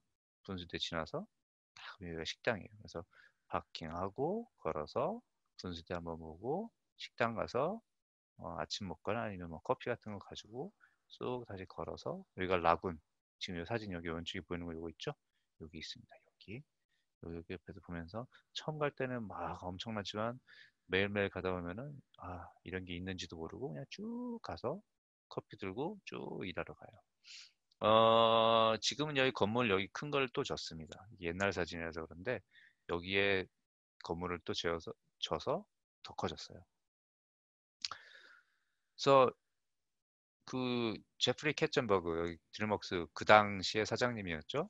지금 이제 팍스로 넘어가서 지금 사장 다 이제 뭐 매니지먼트가 바뀌었는데, 뭐 진짜로 그런 생각을 가지고 있는지 모르겠지만 아티스트가 행복해야 좋은 영화가 나온다. 이런 식으로 해가지고 정말 아티스트가 굉장히 편안하게 만들어주는 그런 환경이에요. 아티스트가 너무 행복해서 그런 영화가 나오는지 모르겠지만, 네, 이렇게 좀 아쉬운 영화도 많긴 해요. 아무튼, 예, 그래서 여기 그 드림웍스 캠퍼스를 보시면 이렇게 정말 이쁘게 만들어놨잖아요. 제가 알기로는 이게 그 글렌데일, 이 드림웍스 캠퍼스가 있는 시가 글렌데일이라는 시거든요. 이 글렌데일 시하고 뭐 어떻게 혜택을 많이 받은 걸로 알고 있어요. 그래서 이 건물 계획 자체를 요양원 시설로 계획을 한 걸로 알고 있어요. 그래서 드림웍스 만약에 여기서 비즈니스를 접고 딴 데로 이동하게 될 경우에 이 건물을 이제 시에다가 어, 넘기게 되는 거죠. 그러면 시는 이 건물을 뭐 요양원이나 이런 걸로 이렇게 바꿀 수 있는 거고, 그러다 보니까 뭐 건물 자체가, 그러니까 요양원으로 지금 당장 바꿔도 손색이 없을 정도로 굉장히 잘 돼 있어요. 그래서 이렇게 아름다운 캠퍼스를 지은 걸로 저는 알고 있습니다. 자, 이거는 이제 내부 사진들인데 보시게 되면은 여기 이제는 제가 여기 드림웍스에서 일하던 큐브예요. 여느 회사 마찬가지로 모니터 2개 있고, 이렇게 뭐 자기 나름대로 공간에 이렇게 뭐 이렇게 좀 선반 같은 거 뒤에 이제는 조그마한 자기 앉을 수 있는 뭐 소파라든가 이런 것도 있고요.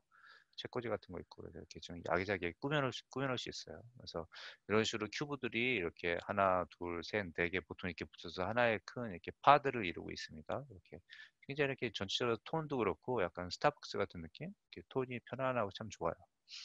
조명도 이렇게 은은하게 잘 돼 있고요. 이렇게 모캡 스튜디오도 나름대로도 가지고 있고, 그래서 프리비지 같은 거에서 많이 하고, 여기가 그 유명한 드림웍스 식당, 밥은 공짜입니다. 여기 모든 게 공짜예요. 그래서 여기서 뭐 아침 보면 아침에 와서 이렇게 아침도 공짜로 먹을 수 있고, 점심은 당연히 또 와서 공짜로 먹을 수 있고.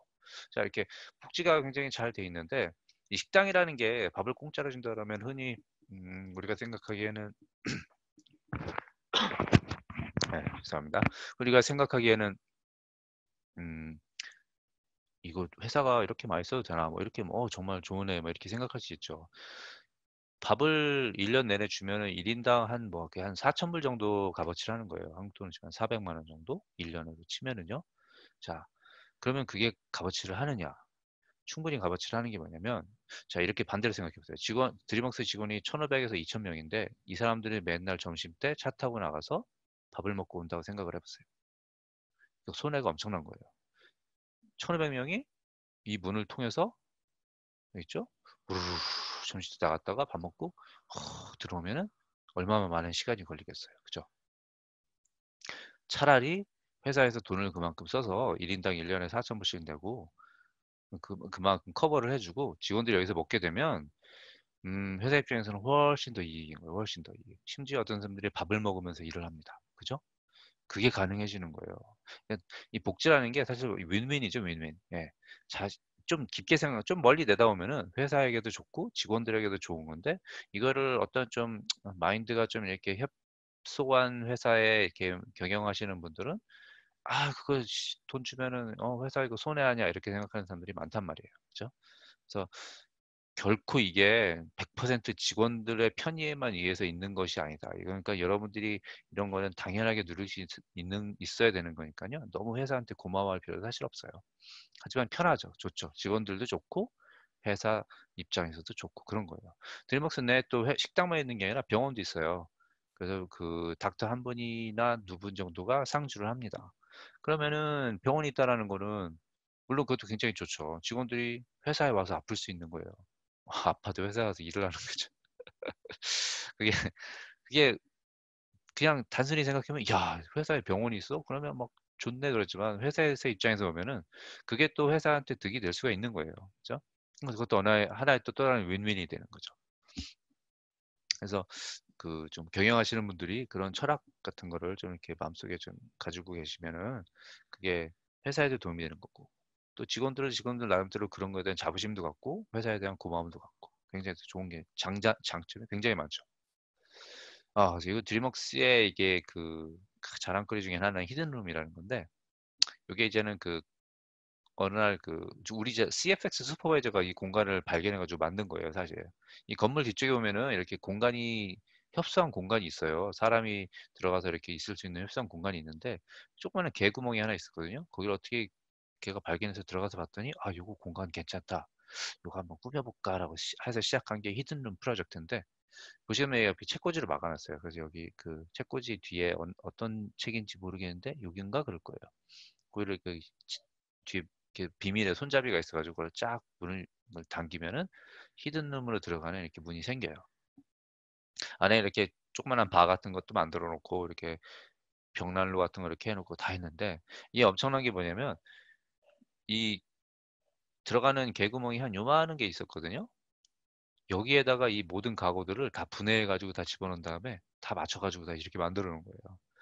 그래서 참 그땐 재밌었어요 이거 하면서. 근데 그게 이게 이제 어느 날 뭐 불보듯 뻔한 건데 여기 이제는 여기서 퍼실러티 이게 회사에서 이런 거 일하는 사람들이 가끔마다 이렇게 정기적으로 확인하러 다니잖아요. 건물들 체크하러. 그 사람들이 어느 날 여기를 체크하러 들어가는데 오 별천지 뭐야 이거. 네, 엄청난 걸 발견해서 이 사람들 일은 또 어떻게 했어요? 이거를 뭐 회사에 당연히 보고를 하게 됐죠. 회사를 보고해서 좀 난리가 났어요. 그래서 야 이거 무슨 회사 건물을 니들 마음대로 뜯어 고치네 뭐 이렇게 하면은 뭐 너희들은 그래서 슈퍼바이저 잘리네 마네 막 이렇게까지 했었는데 다행히 드림웍스에서 그래도 공간이 너무나 마음에 든다. 이런 게 우리 드림웍스에 하나 있어야 되지 않겠느냐 그래서 이거를 킵하게 해주고 좋게 끝이 났어요. 그 대신 이 히든룸을 그러니까 이게 소방 시설이 갖춰지지 않으니까 여기에 이런 소방 시설이 갖춰지지 않은 상태에서 여기서 사고가 나면은 굉장히 위험해지는 거잖아요. 그것 때문에 문제가 됐던 거거든요. 그래서 여기 보시게 되면 이제는 새로운 데는 이렇게 방열 시설 같은 거 있잖아요. 그런 걸 다 만들어주고 회사에서 문도 보이진 않지만 그 들어갈 수 있는 문을 2개를 만들어 놨어요. 그래서 사람들이 위사시에 대피를 쉽게 할 수 있게. 이제 말은 히든룸이긴 하지만 지금은 그냥 누구나 다 이렇게 알고 있는 그냥 투어의 하나의 코스가 되어버렸죠. 좀 아쉽긴 한데, 예. 그래서 어쨌든 요 히든룸 굉장히 드림웍스에 가면은 혹시나 가보실 기회가 있으면 여기 한번 꼭 가보세요. 재밌습니다.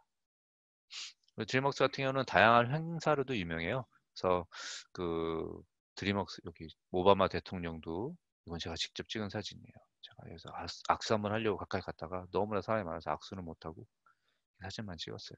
할로윈 같은 때 되면 이렇게 분수가 약간 이렇게 지금 사진이 잘 안 보이는데 이렇게 핑크빛으로 분수를 이렇게 또 물들입니다. 그러면 이렇게 핏물처럼 막 나오게 돼 있고 직원들이 할로윈 때는 이렇게 막 분장하면서 쇼도 같이 하고요.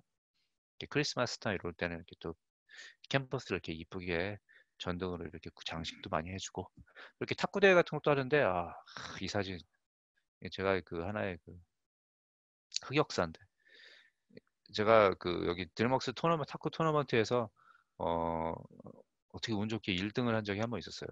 이게 결승에서 그 저희 그 회사 사진사가 찍어준 건데 이걸 또 드림웍스 홈페이지에 올려버렸네. 그래서 제가 저도 캡처해가지고 보관을 하고 있지만 그래요. 그래서 드림웍스가 얼마나 탁구를 못하는지 아시겠죠? 제가 1등을 했으니 그렇습니다. 그리고 영화 개봉일은 축제입니다. 축제 정말 매번 영화가 나올 때는 이렇게 다양한 쇼를 굉장히 많이 해요. 이렇게 그 팀에 맞게 쿵푸 팬다 개봉했을 때는 이렇게 그 중국 이런 고개하는 팀들이 와가지고 이렇게 행사도 하고 또 이거는 마다가스카 이거는 아마 드래곤 개봉했을 때예요. 드래곤 개봉했을 때 이 건물에다가 이렇게 커다랗게 그 영화 포스터 붙여놓고 이렇게 막 이렇게 쇼를 해요. 이거는 마다가스카 개봉했을 때 같고요. 그렇게 개봉하면은 이렇게 사장님이 항상 이렇게 딱 훈시, 그죠? 직원들 열심히 했어 하면서 탁 하고 샴페인 한 잔씩 돌리고 딱 이런 식으로 또 이렇게 말씀도 해주시고. 그래서 영화 개봉일 할 때 또 굉장히 재밌는 게 많아요. 툴은 어떤 툴을 사용할까요? 그래서 드림웍스 같은 경우는 이제 리눅스 환경이고요. 지금 제가 라이엇에서는 그 윈도우즈 쓰고 있는데 윈도우즈 정말 안 좋습니다. 리눅스가 너무나 돌아가고 싶어요, 리눅스로. 그리고 그 드림웍스에서 쓰던 툴들이 뭐냐면 애니메이션은 저는 이모라는 툴을 썼어요. 지금은 업그레이드 해가지고 프리모라는 툴을 쓰는데 굉장히 좋았습니다. 이모는 정말 쓰레기였어요. 이거는 애니메이션을 뭘로 하냐면은 그 엑셀 여러분들 엑셀 아시죠? 엑셀 스프레드शी트 거기에 이렇게 숫자 넣는 거 있잖아요. 그런 식으로 애니메이션을 하는데 정말 깜짝 놀랐어요. 그러다 보니까 드림웍스 애니메이션이 저렇구나 이해가 되더라고요. 하지만 이 드래곤 하우 투 트레인 유 드래곤 2 있잖아요. 그거는 이 프리모라는 새로운 툴로 한 건데 애니메이션 퀄리티가 엄청나게 올라갑니다. 이 툴을 쓰기 시작하면서부터. 애니메이터들도 굉장히 좋아하고요. 그래서 애니메이터들이 이 인더스트리에서 똑같은 애니메이터들인데 왜 드림웍스만 오면은 이렇게 막 손이 돼가는지 이해가 됐던 게 이 툴 때문에 그래요. 자, 프리모 굉장히 좋았습니다. 리깅 같은 경우는 릭이라는 툴을 써요. 좀 단순하죠? 리깅인데 툴 이름이 릭이에요. 그래서 이것도 제약이 굉장히 많은 툴 중에 하나 있는데 이거를 업그레이드 시켜가지고 지금은 굉장히 좋아졌어요. 그래서 프리모하고 리깅을 주로 애니메이션 리깅에서 많이 쓰고요. 전에 한번 어떤 영화였더라? 이거죠. 오버 더 엣지. 오버 더 엣지가 참 엄청난 영화이 뭐냐면 이 영화 비하인드 스토리가 있어요. 자, 요거를 드림웍스에서 반란을 일으켜서 야 우리 리깅 저거 쓰지 말고 마야로 한번 해보자 애니메이션. 왜냐면 그 당시에는 제가 아까 말씀드렸다시피 요 이모 말도 안 되는 이런 툴로 하다 보니까 야 마야로 하면 훨씬 더 잘할 수 있을 것 같은데 가지고 그 오버 더 엣지 때 마야로 해서 리깅하고 이렇게 해가지고 쇼를 진행을 했는데 영화가 안 좋게 망했어요. 영화가 안 좋아지니까 그거 봐. 마야 쓰니까 안 되잖아. 그래가지고 말도 안 되는. 그래서 다시 돌아갔죠. 네, 그렇게 됐어요. 웃기죠? 그런 경우가 있어요. 자, CFX. 우리는 마야를 주로 씁니다. 마야가 근데 이렇게 별거 없어요. 그러니까 소니처럼 우리만의 빌드로 해가지고 엄청난 플러그인들이 있는 게 아니라 그냥 진짜 기본적으로 된 마야를 쓰고요. 물론 거기 몇 가지 플러그인들이 있긴 한데 좀 미비합니다. 소니에 비하면. 마야에서 그 N헤어를 주력으로 쓰고요. 헤어 같은 경우는 또 퀄로스. 한국이 낳은 엄청난 클래스 시뮬레이터죠. 이걸로 클래스는 다 하고요. 후디니는 어떻게 쓰면 퍼 같은 걸 됩니다. 털 같은 거. 털은 그 헤어 커브 개수가 굉장히 많아야 되잖아요. 마야로 하기엔 상당히 무리예요. 그래서 후디니로 털 같은 걸 하고 해가지고 마야, 후디니, 그다음에 클래스 할 때는 퀄로스를 주력으로 CFX 많이 씁니다. 자, 드림웍스 애니메이션에서 제가 드림웍스 애니메이션 가가지고 스터디 그룹으로 정말 열심히 파이썬 공부를 했어요. 제가 그 인생에 있어서 이 업계 일하면서 제 등을 뚫려 싶은 게 두 가지 경우가 있는데 첫 번째 거는 리드맨 유즈에 안주하지 않고 소니로 옮겨갔던 거. 그건 굉장히 좋은 판단이었던 것 같고요. 그 다음에 드림웍스에 와가지고 파이썬 공부를 시작을 했던 거. 저희가 그 업무 시간에 못하니까 업무 끝나고 3, 4모 모여가지고 같이 파이썬 공부를 했어요. 근데 이게 정말 저한테 도움이 많이 됐어요. 파이썬 공부를 함으로 인해 가지고 좀 더 그 CG를 깊이 있게 알게 되고 마야를 좀 더 깊이 있게 쓸 수 있게 되더라고요. 그러다 보니까 자연스럽게 비중 있는 캐릭터들을 다루게 되고 자연스럽게 비중 있는 캐릭터들을 다루다 보니까 노하우도 많아지고 리드를 하게 됐어요. 그래서 여러분 그 말씀드리고 싶은 거는 여러분이 이쪽 업계에서 테크니컬 쪽으로 그러니까 리깅이라든가 CFX라든가 좀 테크니컬에 관련된 거를 좀 깊이 있게 하셔야겠다라고 생각하시는 분들은 이 파이썬을 꼭 하시기 바랍니다. 네. 마야, 멜 뭐 알면 좋아요. 근데 굳이 멜 하실 필요 없어요. 마야 파이썬으로 꼭 하세요. 근데 드림웍스도 사실 그렇잖아요. 이게 그 요즘에는 이제는 드림웍스 회사가 넘어가긴 했는데 영화가 그때 뭐 여러 가지 영화가 좀 흥행을 좀 많이 안 좋게 한 게 좀 시리즈로 많이 나왔어요. 그때 그냥 대표적인 게 라이즈 오브 가디언스 뭐 이런 거. 그래서 드림웍스 이 철옹성 같은 드림웍스도 조금씩 이렇게 약간 무너져가기 시작을 하더니 흥행 부진이 나오고 또 급기야 그 샌프란시스코에 있는 PDI 드림웍스의 전신이죠. PDI까지 문을 닫게 되는 사태까지 된 거죠. 그때 전 직원들이 정말 굉장히 우울했어요. 충격에 휩싸이고 PDI를 문을 닫던구나. 저는 그냥 직원 몇 명 해고하고 말 줄 알았는데 PDI까지 싸그리 정리하고 그 PDI에서 그래서 사람들이 드림웍스로 어쩔 수 없이 내려오신 분들도 굉장히 많아요. 그때 고민을 굉장히 많이 했죠 또. 물론 자신은 있었어요. 아무리 드림웍스가 이렇게 되더라도 드림웍스 같은 회사는 뭐 없어질 회사는 아니니까. 그리고 나는 회사 이렇게 어려워도 현재 내가 가지고 있는 걸로 봤을 때 드림웍스에 남아서 일하기에는 내가 뭐 레이오프까지는 안 당하고 여기서 남아서 일을 할 수 있을 거다라는 뜬금없는 자신감 같은 거는 좀 있었는데 또 친구가 라이엇에 그때 라이엇에 먼저 간 친구가 있었거든요. 그래서 라이엇으로 자꾸 오라고 저한테 얘기를 하는 거예요. 지금 사람 구한다고. 근데 저는 좀 굉장히 좀 시큰둥하게 반응을 했거든요. 그 게임 회사 아니냐고. 여기 좀 보통 영화 쪽에 계시는 분들, VFX나 이렇게 계시는 분들은 좀 이렇게 몇 년 된 일이죠. 뭐 4, 5년 전만 해도 게임 회사 쪽은 솔직히 좀 이렇게 좀 약간 낮게 봤어요. 왜냐면 게임에서 다루는 게 로우 폴리고 영화 쪽보다는 퀄리티가 좀 낮잖아요. 그러다 보니까 그 자존심 같은 거라고 해야 되나? 좀 이렇게 뭔가 좀 영화 쪽이 좀 높지 뭐 이렇게 좀 영화가 A면은 게임은 B로 치신다든가 이런 식의 좀 문화가 있었는데 저도 이제는 막연히 게임 쪽을 모르니까 그런 식으로 내가 왜 게임 회사 가서 일을 해? 막 이런 식의 생각을 가지고 있었거든요. 근데 지금은 많이 바뀌었죠, 추세가.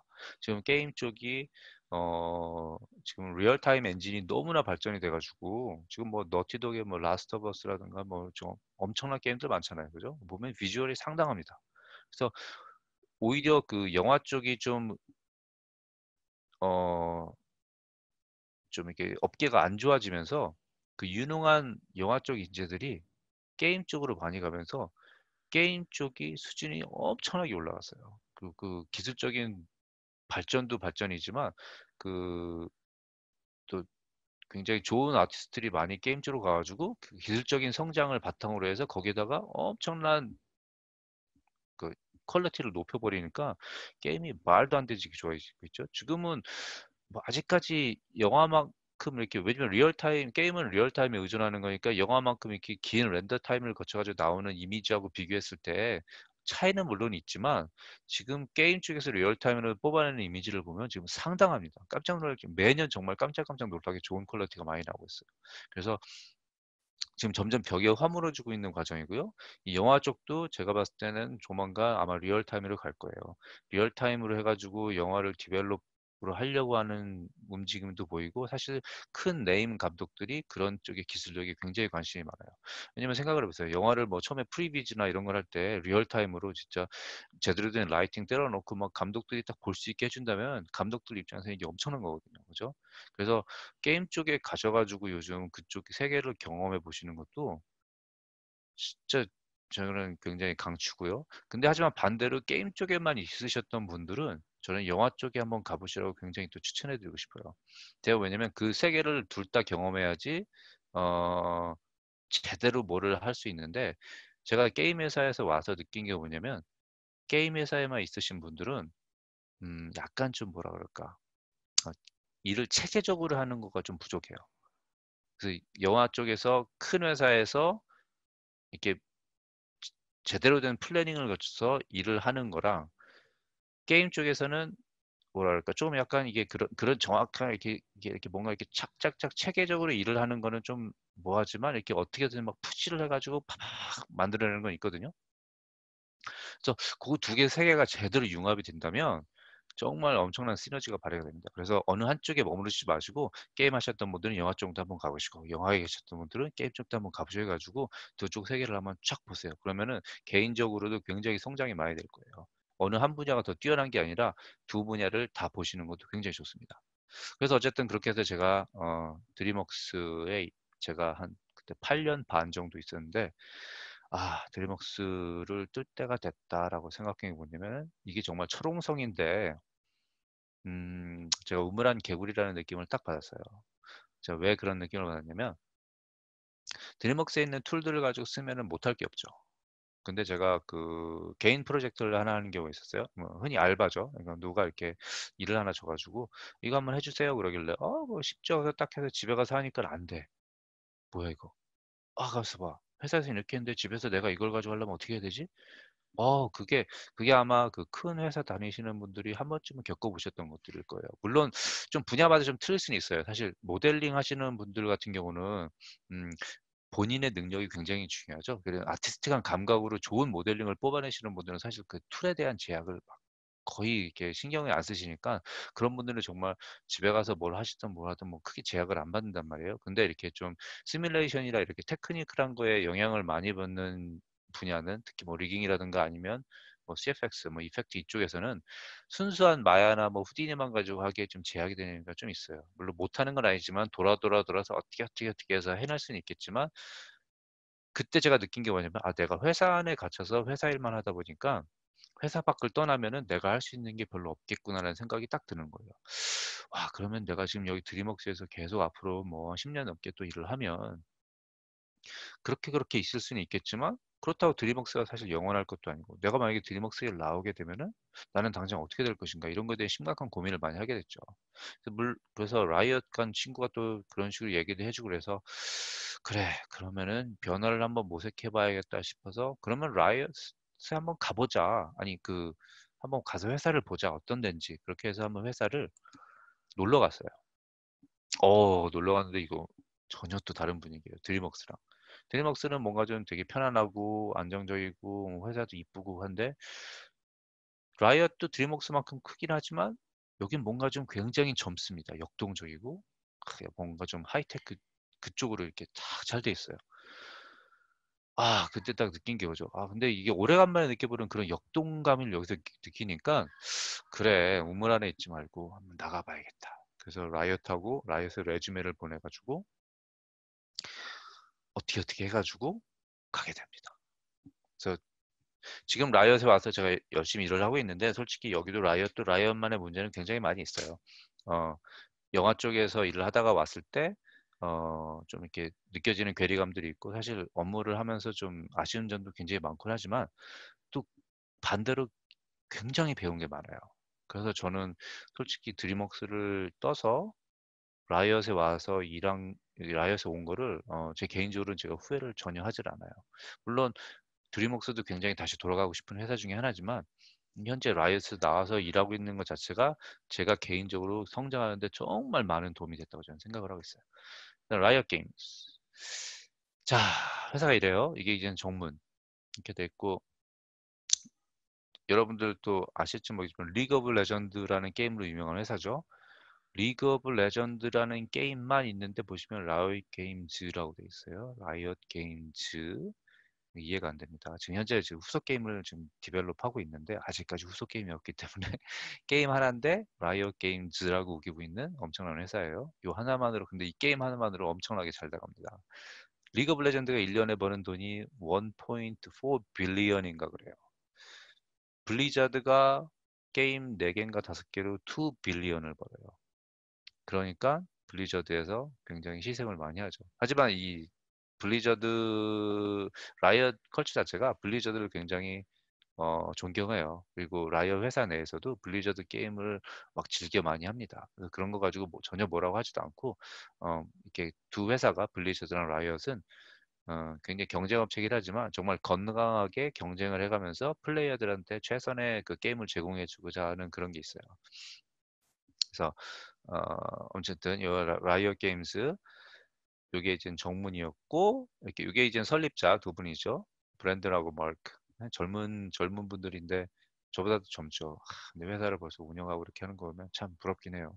근데 지금은 이제는 경영진에서 물러났어요. 이분들이 아니라 따로 이제는 그 회사를 경영하시는 분들은 다른 분들이 하시고 요 두 사람은 이제는 우리는 경영보다는 게임 개발 쪽에 좀 더 매진해야겠다 그래 가지고 스스로 내려와서 오히려 게임 개발 쪽 하는 데에서 지금 하고 있어요. 회사 내에는 뭐 곳곳에 여기 뭐 농구장도 있고 뭐 여기 뭐 이렇게 시설도 이쁜 게 많아요.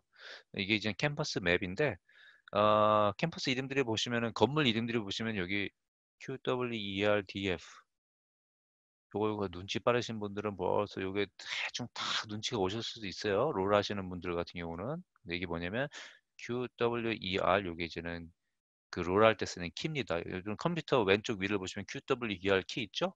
그 중간에 D하고 F 있죠? 요게 그렇죠. 이 건물들을 그렇게 리그 오브 레전드 게임에서 쓰는 키보드 그 자판기 있잖아요. 그거에 맞춰서 이렇게 이름을 적는 거예요.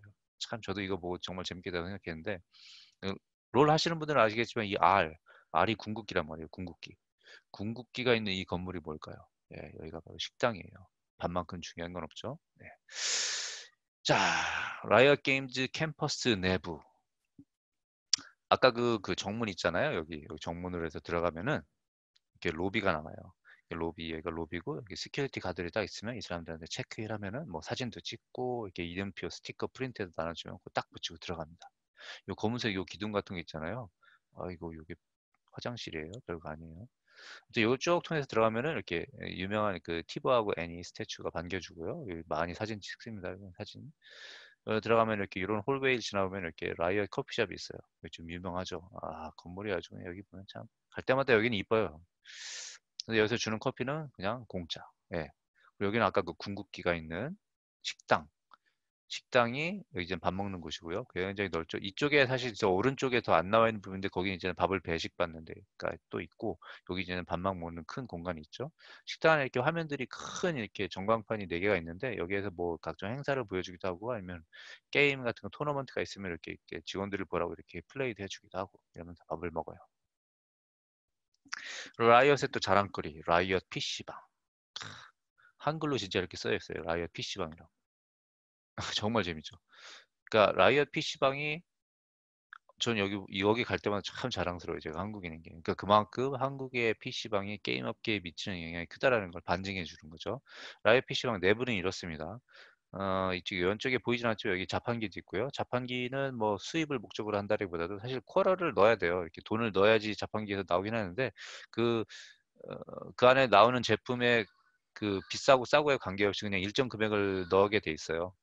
이건 그냥 그 PC방 분위기를 그냥 이렇게 보여주기 위해서 그 자판기를 만든 거지, 자판기를 수익을 내기 위해서는 아니고요. 그럼 여기 PC방을 왜 만들었느냐? 자, PC방을 만든 이유는 직원들이 여기 와가지고 게임하라고 만든 거긴 한데, 왜 그런 PC방을 만들었냐? 전 세계 그 대부분의 플레이어들이 게임을 하는 곳이 PC방입니다. 그죠? 뭐 중국이나 뭐 미국 같은 경우는 꼭 그렇진 않지만 큰 시장, 중국이나 한국 같은 경우는 그렇단 말이죠. 그러면은 우리 플레이어들이 주로 게임을 접하는 곳이 PC방인데 PC방에서 게임을 하는 것이 어떤 건지 직원들이 알아야 되지 않겠냐. 그러면 그로 인해서 우리가 뭘 배우느냐? 사실 그 자기 개인 컴퓨터로 게임을 하시는 분들은 잘 모르실 수 있겠지만 PC방에 가서 게임을 하다 보면은요, 뭐 세팅을 자기에 맞춰야 되고 뭔가 이렇게 불편한 게 사실 좀 시작하기 전에 많이 있잖아요. 그죠? 그럼 그런 불편함을 최소화하기 위해서 게임 내에서 무엇을 어떤 걸 업그레이드 시켜주냐. 이런 것들이 직원들 스스로가 이런 데 와서 접함으로써 그런 거를 체험을 할 수 있는 거예요.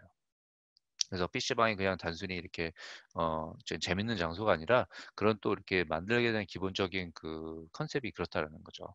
그래서 회사 내에서는 참 그 플레이어들을 위해서 이렇게 나름대로 노력을 하는 거죠. 자, 여기는 그 라이엇의 업무 환경. 라이엇의 업무 환경은 보시게 되면 이렇게 사진상에 보이겠지만 기본적으로 음, 이렇게 좀 이렇게 좀 약간 좀 이렇게 모던하게 돼 있어요. 근데 라이엇은 보면은 회사가 크죠. 한 2,000명 정도 되는데 이게 큰 회사지만 어떤 느낌이냐면 그 회사 내 자그마한 팀들이 굉장히 많습니다. 뭐 밸브나 뭐 이렇게 구글 뭐 이런 것처럼. 그래서 느낌은 굉장히 크지만 작은 회사 느낌이에요. 막상 내가 일하는 팀은 소규모 인원들이 모여서 하는 거기 때문에 그 소규모 인원들이 모여서 그 조그마한 프로젝트를 하는 거예요. 그렇다 보니까 작은 회사에 일해서 일하는 막상 일하는 느낌은 그래요. 그 드림웍스나 뭐 소니 이런 데처럼 내가 하나의 조그마한 부속품이 돼서 탁탁탁탁 돌아가는 그런 느낌이라기보다도 그냥 팀들이 뭔가 뭉쳐서 으쌰으쌰해서 야 우리 한번 이거 한번 해보자 이런 식이에요. 어, 피드백 문화가 굉장히 중요합니다. 그래서 이거는 뭐 득이 되고 실리 될 수 있는 문화긴 한데 그래서 이런 걸 많이 해요. 원온원이라 그래가지고 예를 들어서 이 친구가 이 친구한테 하고 싶은 얘기가 있어요. 이 업무에 관해서 뭐 이렇게 한마디로 뭐 이렇게 좀 뭔가 좀 싫은 소리를 하고 싶다. 그럼 얘랑 얘를 불러서 이런 피시볼 같은 데를 가가지고 조용히 둘이 얘기를 합니다. 자, 나는 너하고 일을 하는데 이런 불만이 있고 이런 거는 좀 고쳐줬으면 좋겠다. 아니면은 너는 참 이런 면에서 너무너무 좋다. 이런 식으로 업무를 좀 더 발전적으로 하기 위해서 노력하는 문화예요. 그래서 피드백 문화. 그래서 원원원. 근데 이거는 위아래 상하 관계가 전혀 없이 이루어지는 문화예요. 그래서 내가 뭐 디렉터건 간에 아니면은 위에 사장님이건 간에 뭔가 불만이 있거나 뭔가 말해주고 싶은 게 있으면은 그 사람들의 스케줄이 허락하는 한 가서 허심탄회하게 얘기할 수 있고 그 사람들은 그 내가 주는 피드백을 굉장히 중요하게 받아들여야 돼요. 예. 그리고 그런 문화가 잘 형성이 돼 있어요. 하지만 또 피드백을 너무나 많이 주기 때문에 업무하는 데도 또 지장이 사실 오는 경우도 조금 있습니다. 일이 진행이 진척이 늦어지는 경우도 많이 있고 왜냐면 피드백을 다 받아서 그걸 다 예, 그걸 다 저기 제대로 반영을 해야 되니까. 그리고 보시면은 이렇게 뭐 드림웍스나 이런 소니처럼 뭐 자기만의 특별하게 뭐 이쁜 큐브가 있다거나 사무실이 있다거나 그러잖아요. 그건 사장님도 다 마찬가지예요. 모든 전 직원이 책상 하나 있습니다. 이렇게 모든 전 직원이 정말로 위에 사장님도 디렉터건 매니저건 모든 전 직원이 이 책상 하나 딱 가지고 있어요. 이 책상은 높낮이 조절이 가능하고요. 밑에 바퀴가 있어가지고 쉽게 이동이 가능해요.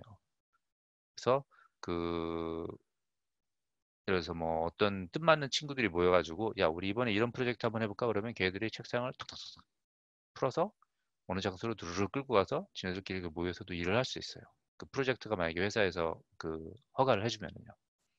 그래서 그런 문화들 굉장히 좀 다르죠. 이렇게 지금 뭐 이렇게 좀 오히려 그 좀 큐브나 이런 데서 자기만의 공간에서 이렇게 조용히 일하시고 싶은 분들한테는 이 문화가 자체가 좀 어색할 수도 있어요. 그래서 좀 어떻게 보면 좀 시끄럽기도 하고 시끌벅적하기도 하고 그래요. 좀 어떻게 보면 좀 뭐 약간 좀 시장 장터 같은 분위기도 나고 정신이 없는 경우도 좀 있습니다. 그래서 뭐 직원들이 이렇게 스스로 일을 만드는 경우도 많고 참 재밌어요. 하다 보면은 역동적이기도 하고. 자, 근데 라이엇이 굉장히 들어가기 까다롭습니다. 아까 제가 그 뭐 간략하게 뭐 이렇게 회사랑 어떻게 얘기해 가지고 들어왔다고 얘기는 했지만 인터뷰하는데 6개월이 걸려요. 6개월 동안에 인터뷰를 하면서 물론 6개월 내내 인터뷰를 한다는 게 아니라 회사에 관심이 있으면은 처음에 그 이력서를 내잖아요. 지금은 좀 바뀌었는데 이력서도 굉장히 골 때렸어요. 옛날에 보면은 뭐 이력서에 쓰라는 게 뭐냐면 자기가 좋아하는 게임 10 가지 써야 되고 뭐 리그 오브 레전드 뭐 레벨은 몇이냐 뭐 이런 거 말도 안 되는 거 업무에 대한 건 쓰지도 않고 또 그렇게 해 가지고 음 그 이력서를 이렇게 온라인으로 제출하면은요 전화가 와요. 전화가 와서 물어보는 게 뭐냐면 "너 롤 얼마나 해 봤어?" 그러면은 뭐 그런 거 물어봐요. 제가 아시는 분 중에 하나가 뭐 전화를 했는데 롤 얼마나 해 봤어?" 그래서 뭐 "2 시간?" 레벨이 몇인데 그랬더니요. 뭐 "오케이 빠이." 하고 끊었다 그러더라고요. 그러니까 이게 왜 그거를 중요시하게 생각하냐면은 회사가 라이엇이 리그 오브 레전드 하나 있는데 자기네 게임을 제대로 알지도 못하는 상태에서 "왜 우리 회사에 지원하려고 하느냐." 이런 거죠.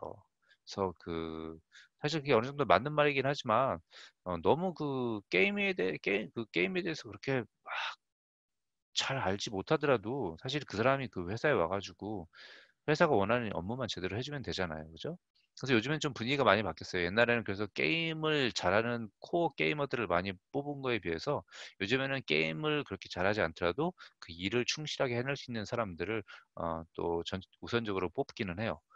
왜냐면은 라이엇도 좀 알게 된 게 뭐냐면 그 두 가지를 다 맞추는 사람들을 뽑는 게 굉장히 어렵다는 걸 알거든요. 시간도 오래 그래서 6 개월이 걸리는 거예요.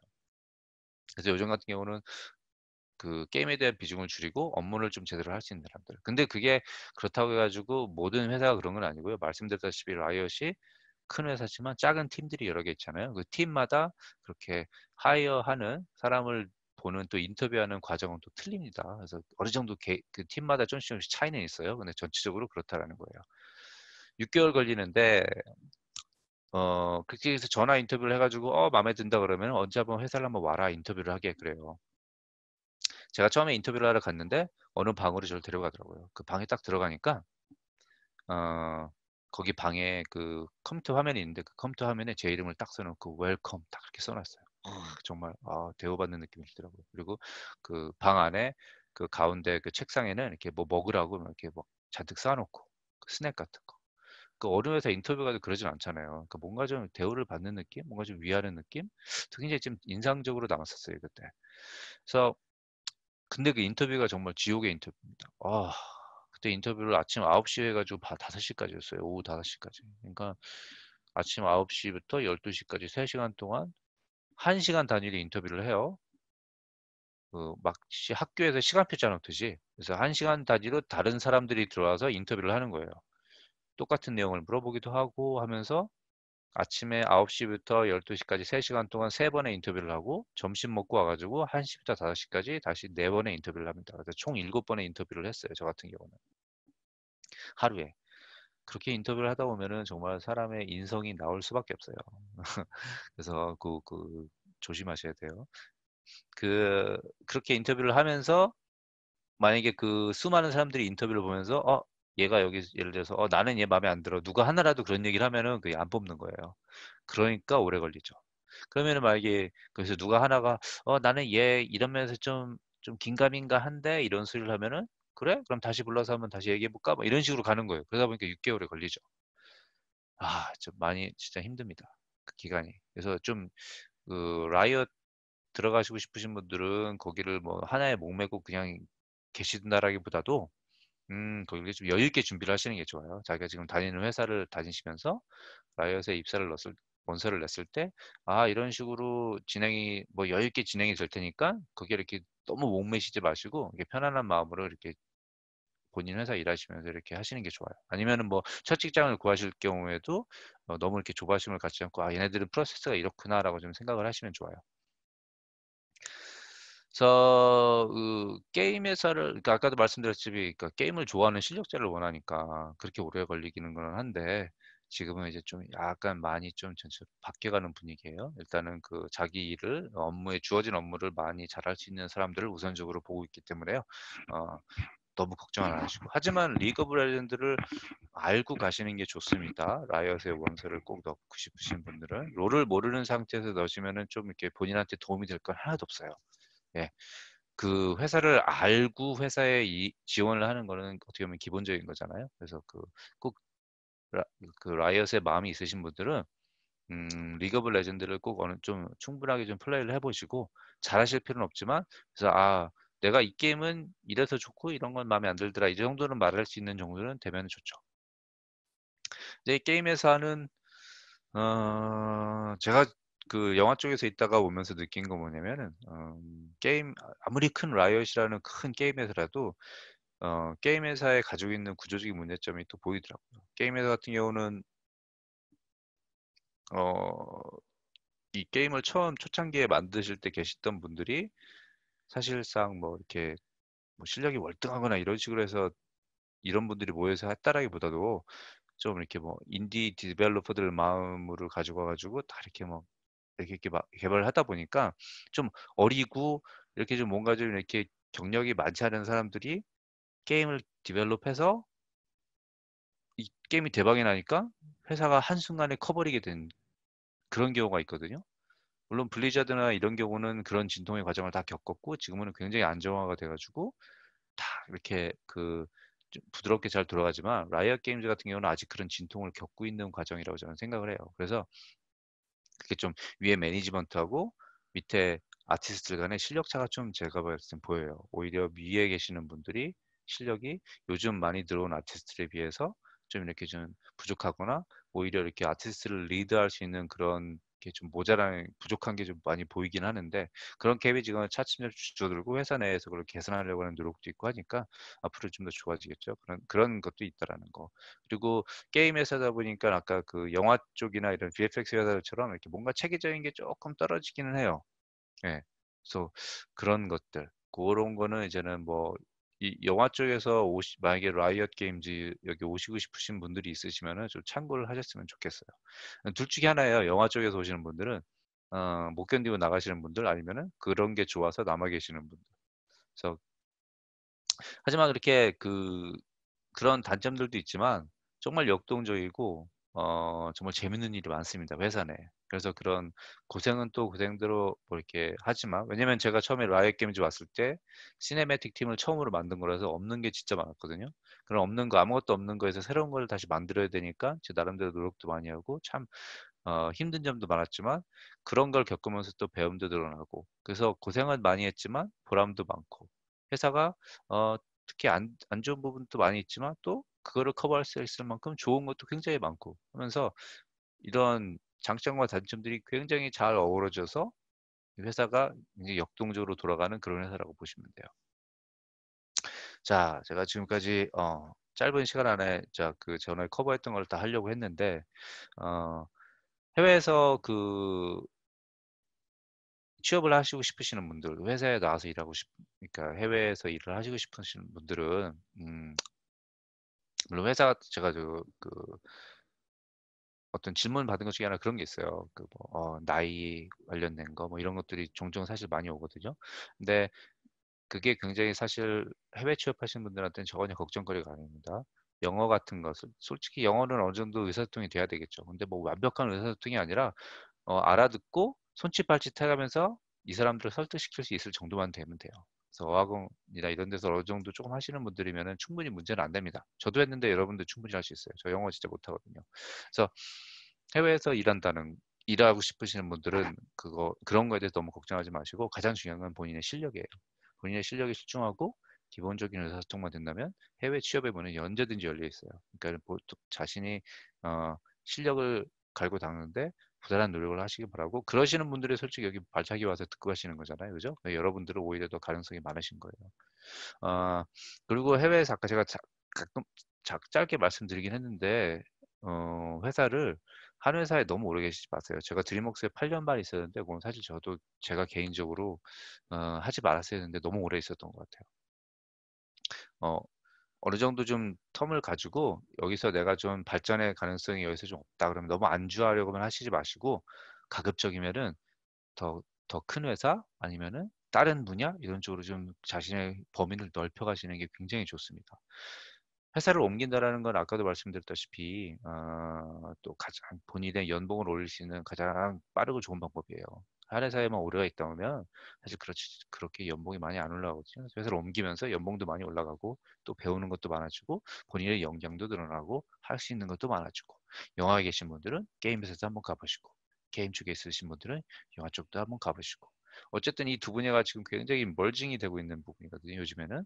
그러니까 너무 국한되지 마시고 이렇게 좀 많은 거를 보고 배우실 수 있는 그런 식으로 일을 해 가시면 좋으실 것 같아요.